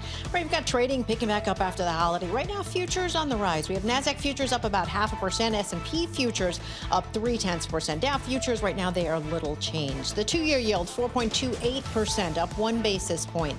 The yield on the 10-year, 4.52%, and that's up 4 basis points. More economic data this morning. The New York Fed Empire Index, it rose to 5.7. That was above estimates. But this week, we also have housing starts, building permits, initial jobless claims, existing home sales, and also a read on sentiment. So a little bit of a break from last week's data overload. Companies making news. China's state weather agency is actually considering using DeepSeek to power its forecasts. It's part of the government's hopes to be a, quote, weather superpower that will rival NOAA. And then in other news, we have starting today some FTX customers, well, they're set to get their money back. It came more than 2 years after Sam Bankman-Fried's cryptocurrency exchange filed for bankruptcy. For on-demand news 24 hours a day, subscribe to Bloomberg News Now. Wherever you get your podcasts, I'm Lisa Mateo. That is a Bloomberg Business Flash. Paul and Tom. Lisa, thanks so much. I'll go back to Lisa Mateo here to get the market open here in 4 minutes. A little bit of weakness to the tape into the market opening. We were up 24. Futures now up 20 as well. We have like you have to have Republicans and Democrats on and all that. Of course, if we talk Duke, we have to talk Chapel Hill. That's right. Only reason Callie Cox was booked. Exactly. I mean, no other reason at all. Joining us now with the best newsletter note in the street is Callie Cox. She has a privilege of working at Ritholtz Wealth Management and surviving their senior management. Callie joins us right now. And the note is Optimist Callie. Let's start there. Callie Cox, how do you avoid the pessimism that forces people into safety when they've got actuarial assumptions that say they need growth? About the note's name, Tom, I have to give a shout out to senior management because that was Josh Brown's idea. But I think it's a good reflection of how we at Ritholtz and personally how I view, markets and the economy. And I think you have to do that based on the burden of proof, right? Evidence throughout history that U.S. stocks and, the stock market has been the only game in town to build wealth and beat inflation. So my newsletter is all about processing the headlines that we see day after day in the context of that super important context. Do the layoffs that you feature today, great charts, by the way, see that at Ritholtz Wealth Management. Callie Cox, do the layoffs, the trauma of inside the Beltway, Washington, does that lead to diminished consumption, which finally slows the stock market? You know, I think we have to take a few steps back here. And I have been on the record for years saying that the job market is the engine of the economy. So when you see one of the biggest job cuts or mass layoffs in history, you have to talk about it no matter where you are in the political spectrum. You know, these layoffs, and we're also getting a sense of how big they are. But the reports right now are that, you know, most, if not all, of probationary workers in the federal government could have been affected. That's 200,000 people. You know, if that's true, plus the buyouts we've seen, plus the hiring freezes we've seen in the federal government, that could have a huge impact on the job market in DC and consequently on the job market in America. And yeah, if you think about Americans, you know, when we make money, we spend money. Consumer spending is 70% of the economy. You should be worried about this. And Tom, on that issue, Torsten Slok, our friend at Apollo, is out with a note tracking the employment rate in the greater DC area, and we're starting to see it tick up a little bit. So he's going to, and it comes out every Thursday morning for the district and northern parts of Virginia and southern Maryland. So we'll keep an eye on that. Callie, so you know, you talked about, you know, kind of the equity markets being the real driver of wealth creation historically, and actually within the equity markets, it's been the tech names that have been really the sources of our performance here. Can that still be the case going forward, whether it's Mag 7 or some broader definition of tech? Is that still going to be a leader? Well, another concept we like talking about at Ritholtz a lot, and we serve long-term clients, right? We're not making trades for a month or even a quarter or a year ahead. We're thinking 5 to 10 years down the road. But, you know, something that we preach at Ritholtz and that I personally believe in is portfolio balance. And I think portfolio balance is going to be the phrase of the year heading into 2025. And we're already seeing it, right? You know, tech is lagging the S&P 500. The Magnificent Seven hasn't been so magnificent. And it hasn't necessarily been because of fundamental developments. Profits are still growing at a strong pace among big tech companies and the tech sector in general.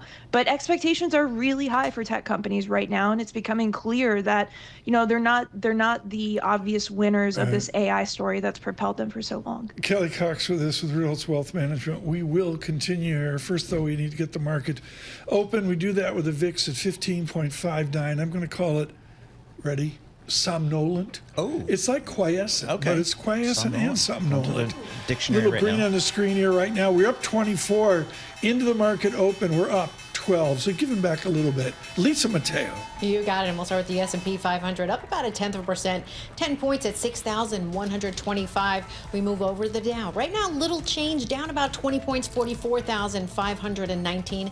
And finally kicking in with the NASDAQ, up about 0.3%, 65 points at 20,091. We have the 2-year yield at 4.28%, up 2 basis points. The yield on the 10-year, 4.52%, and that's up 4 basis points. The Bloomberg Dollar Spot Index up about 0.1%. And right now we have Bitcoin up about 0.1%, just over 96,000. Finally, at the open, leading the Mag 7, we have in the lead NVIDIA up about 2%. That is your Bloomberg opening bell report. All in Tom. Lisa, thank you so much. We continue with Callie Cox of Ritholtz Wealth Management. What's the Cox exuberant meter look like, Callie? It's been our theme this morning. Huge divergence among strategists. But is there a retail exuberance out there? Ritholtz is very good at that, aren't you?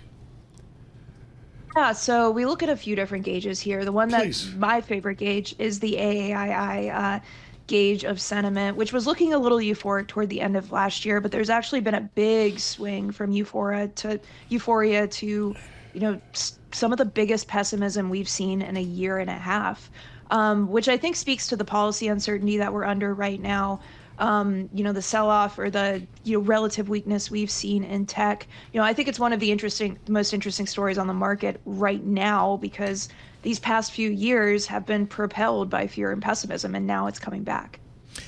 Callie, we're almost 80% the way through the earnings season this season.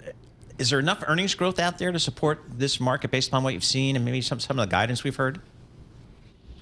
I think so. And you have to keep this in mind when you're talking about how the market is overvalued. Yes, valuations are quite high, especially in tech, especially in these more growthy names, but we are seeing strong profit growth, and I'd say the strongest profit growth in growth names right now. That may not continue. You know, if you look at Wall Street analyst estimates, there are expectations that this earnings growth will broaden out to other sectors. In fact, as soon as this quarter and the next earnings season. So if that's the case, then I would expect other sectors to play catch up in markets. And that's one of the reasons why we're preaching portfolio balance. But it's not broaden out. What it's really about is a huge body of people that aren't in the market. What do you advise to the cash crowd? You're right, Tom. You know, there's a lot of cash on the sidelines right now, and an unusual amount considering how well the stock market has done over the past 2 years. I get it. You know, if you're getting 4% on your savings account right now and the world feels uncertain, then yeah, you probably like the comfort of cash right now. But I think you have to be very intentional with your cash balances at the moment. I think cash looks like more of an attractive hedge than it did possibly a year ago because it looks like rates will stay relatively sturdy. But again, stocks are your path to building wealth and beating inflation. You can't forget that. Optimist Callie, thank you so much. Callie Cox with Ritholtz Wealth Management. Yep. I think their minimum investment's, what, $100 million? I don't know. I'll have to check with Barry on that. Maybe we can Good get a morning, discount. Josh and Barry, and just thrilled to have Callie on. I love that. Optimist Callie. I know. Brilliant. That's just kind of a newsletter. Yeah, it's very cool. There's Pessimist Tom. Yep. My newsletter's coming out. Callie Cox. World's coming to an end. It's just we're all going to die. What do we got here? Red and green on the screen. It's a churning market, and it's very different than the oomph we saw in futures an hour or 2-3 hours ago. What do you think, Paul? Like the Lavrov statement out of our Budapest office? I don't think so. No, I don't think so. I bet there's a lot of Terrorists? I geopolitical don't think so. uncertainty out there. And again, there's a lot of reporting to say how fluid the situation is. I get it. The third base decision for the Boston Red Sox. That could be it. That could be it. I mean, I am seeing red on the screen. Yep. And the Dow. They're paying some guy a lot of money. And they go, hey, how about that DH? And he said, hey, how about not? Exactly. Mr. Devers, I should say. Well, it's good enough for the Red Sox. But it is. Drama. They're reporting. Everybody's back in Florida and down out in the desert. So Orioles say they'll spend whatever it takes. Sure. We know some people there. You know, it's okay. How about the Yankees? They're in good shape, I think. You think they're very in good shape? Yep. We turned to our control room. Are the Yankees in good shape? Good shape. You think so, Eric? Size on with Stanton saying, can you do it again this year? Please. Stay with us. Red and green on the screen. The VIX 15.82. From New York City on YouTube, subscribe to Bloomberg Podcast, Bloomberg Surveillance.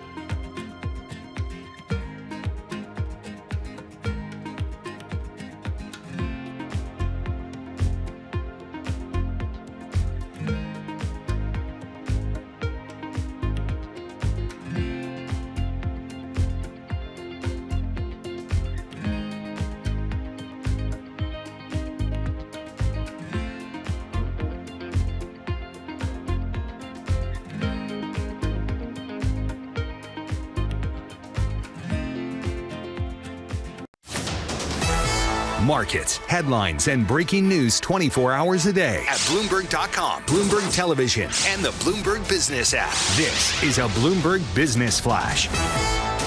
From the Bloomberg Interactive Broker Studio, I'm Lisa Mateo. Looks like a rally in chip makers driving stocks toward all-time highs. Right now we have shares of Intel up more than 8%. We have NVIDIA up 2%. Of the 11 major industry groups, semiconductor materials leading the charge. We have applied materials at the top. They're up more than 2%.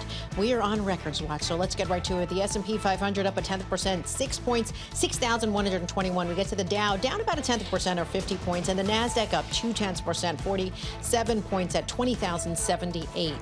We have the 2-year yield, 4.28%, up 1 basis point. The yield on the 10-year, 4.52%, and that's up 3 basis points. Shares of Conagra Brands, well, they're down about 7%. The company cut its fiscal 2025 guidance, pointed to supply constraints. That's the reason for that. And then you have H&E Equipment Services. They're jumping about 12%. This is after announcing that the company received a better offer from Herc Holdings. Shares of Herc, they're down about 16%. That is your Bloomberg Business Flash. Paul and Tom. Lisa, thanks so much. Market's indicating not the strength we saw 2-3 hours ago with futures. I don't know what to time it to. There was a Lavrov summary of Russia out of Budapest. Maybe. I just don't know what to put it to. Maybe some economic data. Here, Japan actually pretty buoyant 12 hours ago, but red and green on the screen right now. S&P up fractionally is how I'd put it.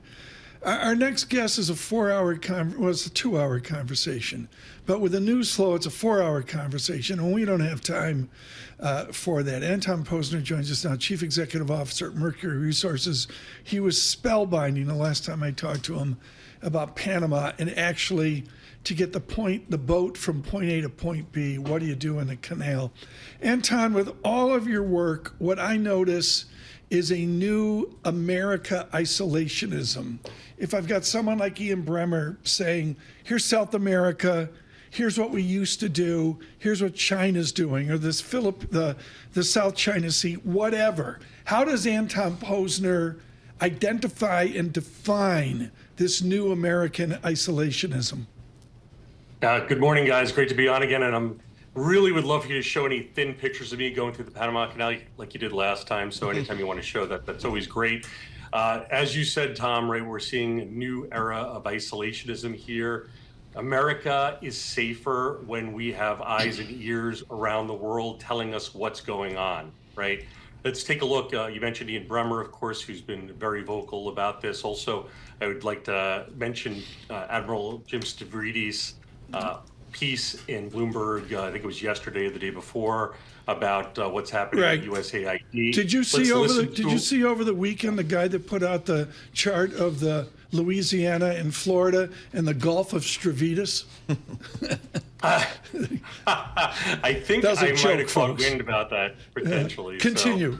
So, yeah, it's great. I think this is core issue, right? Let's listen to our war fighters, Admiral Stavridis, right? In the piece that he wrote in Bloomberg, the 3 Ds: defense, diplomacy, development. Listen to our war fighters. What AID was doing was not charity, not perfect. Reform, yes. Dismantle, no. Right. So USAID, I mean, tell our listeners and our viewers kind of what really is the theory behind USAID and what's happening now? Yeah. Well, I think two-pronged, right? And I'll tell you, Paul, this is my opinion here, right? I'm certainly not ever worked at USAID, so take it as my opinion here, right? But it was developed under the premise of fairly self-serving for the United States, right? Being able to deploy aid workers in regions of the world that are critical as the early warning system for America, right?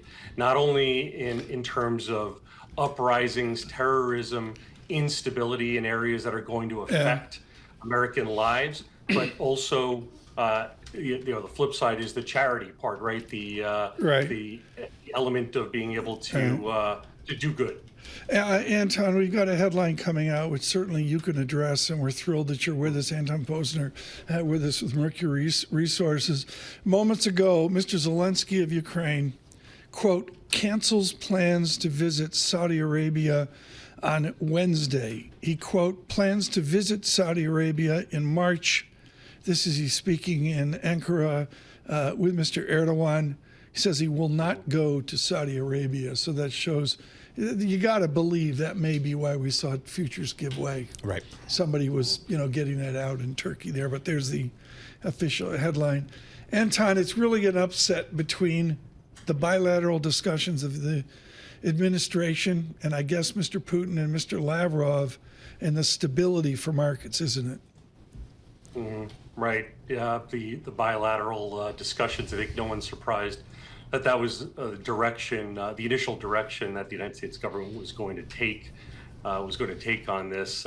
We saw the same situation play out in the negotiations with the Taliban prior to the agreement that President Trump put in place to withdraw troops from Afghanistan during the last administration. It did not necessarily work out well in the end of the day.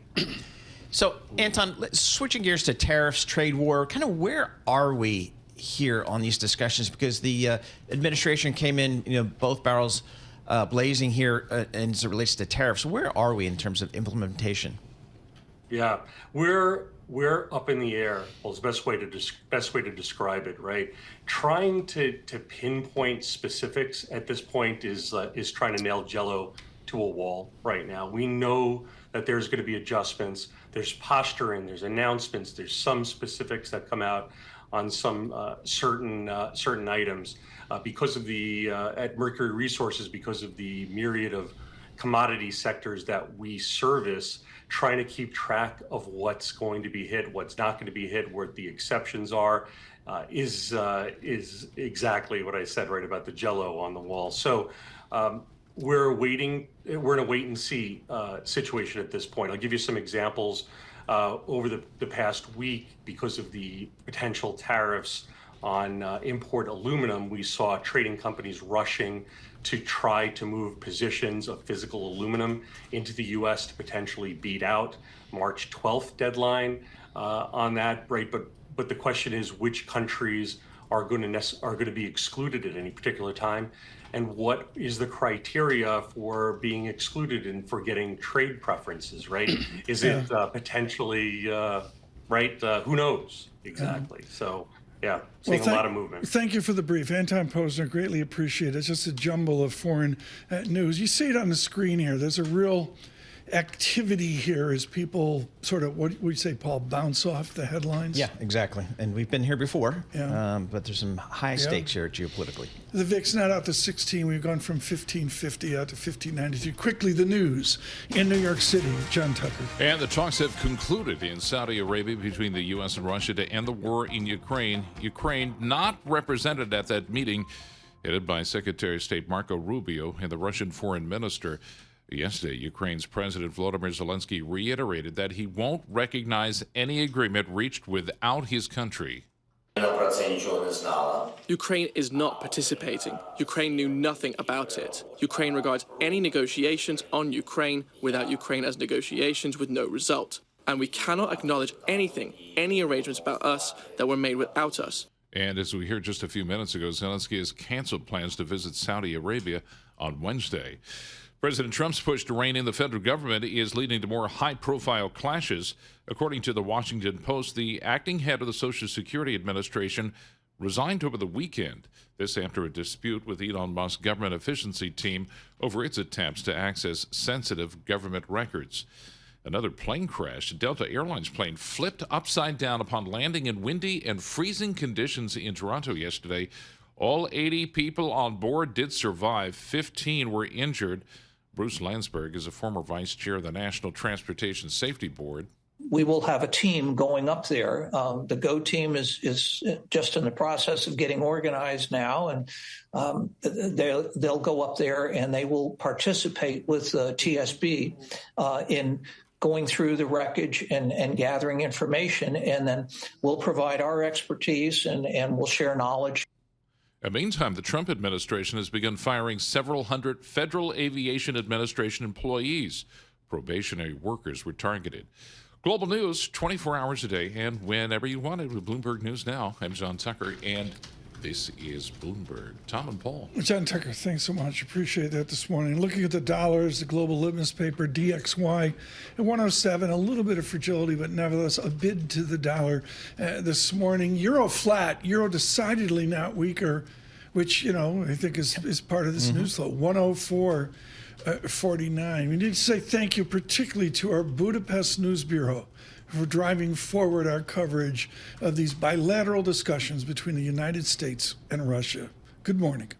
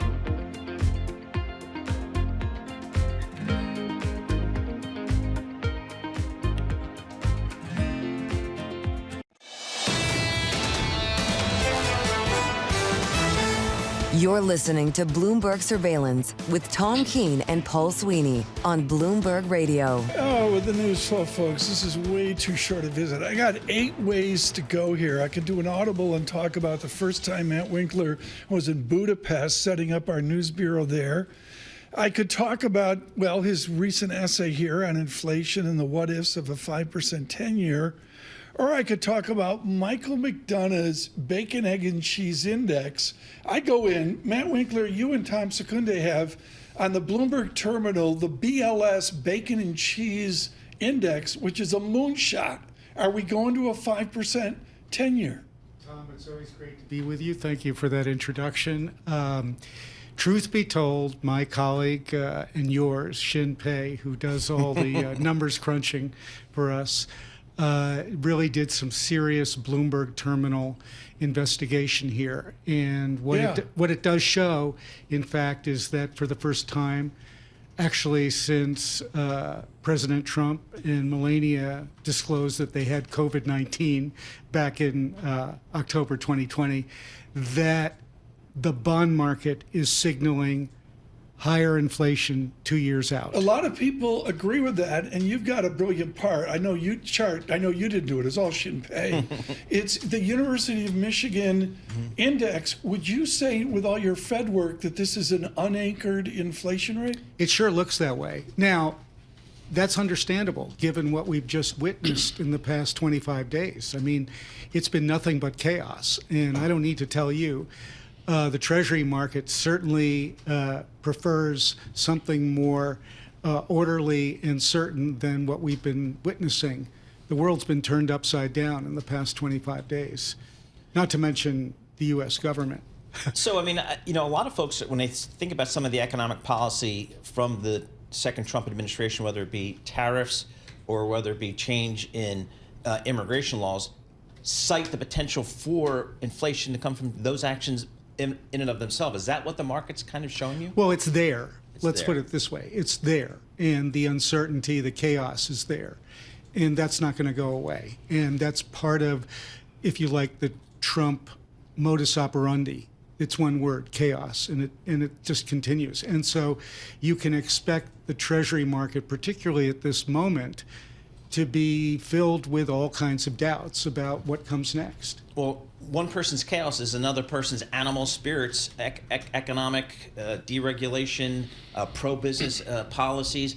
A lot of people are feeling very positive about that side of the equation. Yeah, look, and one of our columnists, Claudia Somm, who you're all too familiar with, had a recent piece, I think, on Substack, in which she said if you just look at the data, even the January data, which is historically noisy, the inflation outlook isn't bad. It's actually pretty good. But that excludes everything else that's going on in the world, which you guys have been reporting on this morning. In the land of radio, I got 1 minute. I'm not sure Bloomberg News moved the market today, but Andrei Lemchenko out of our Budapest News Bureau summarized Lavrov in this bilateral discussion. What was it like as editor-in-chief opening Eastern Europe news bureaus 35 years ago?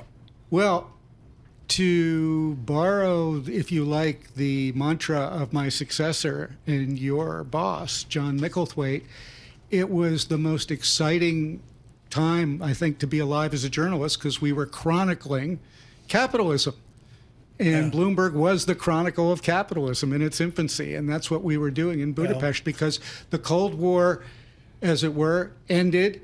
And suddenly all these places that had been dynamos, economic dynamos in the 19th century were flickering to life with the West. And that was a wonderful opportunity for us. Congratulations to our Budapest news bureau today with all that we're doing over there in Eastern Europe, out of London, and particularly managed out of Dubai with what we've seen in Russia over the last number of years. Matthew Winkler is editor-in-chief emeritus, Bloomberg News, with an important piece out on inflation and what many of your concerns are, which is a higher yield. It is, as I used to say to Matt, a holiday lengthened work week. We will try to get to Wednesday. The kinks to get us out. Good morning, everyone.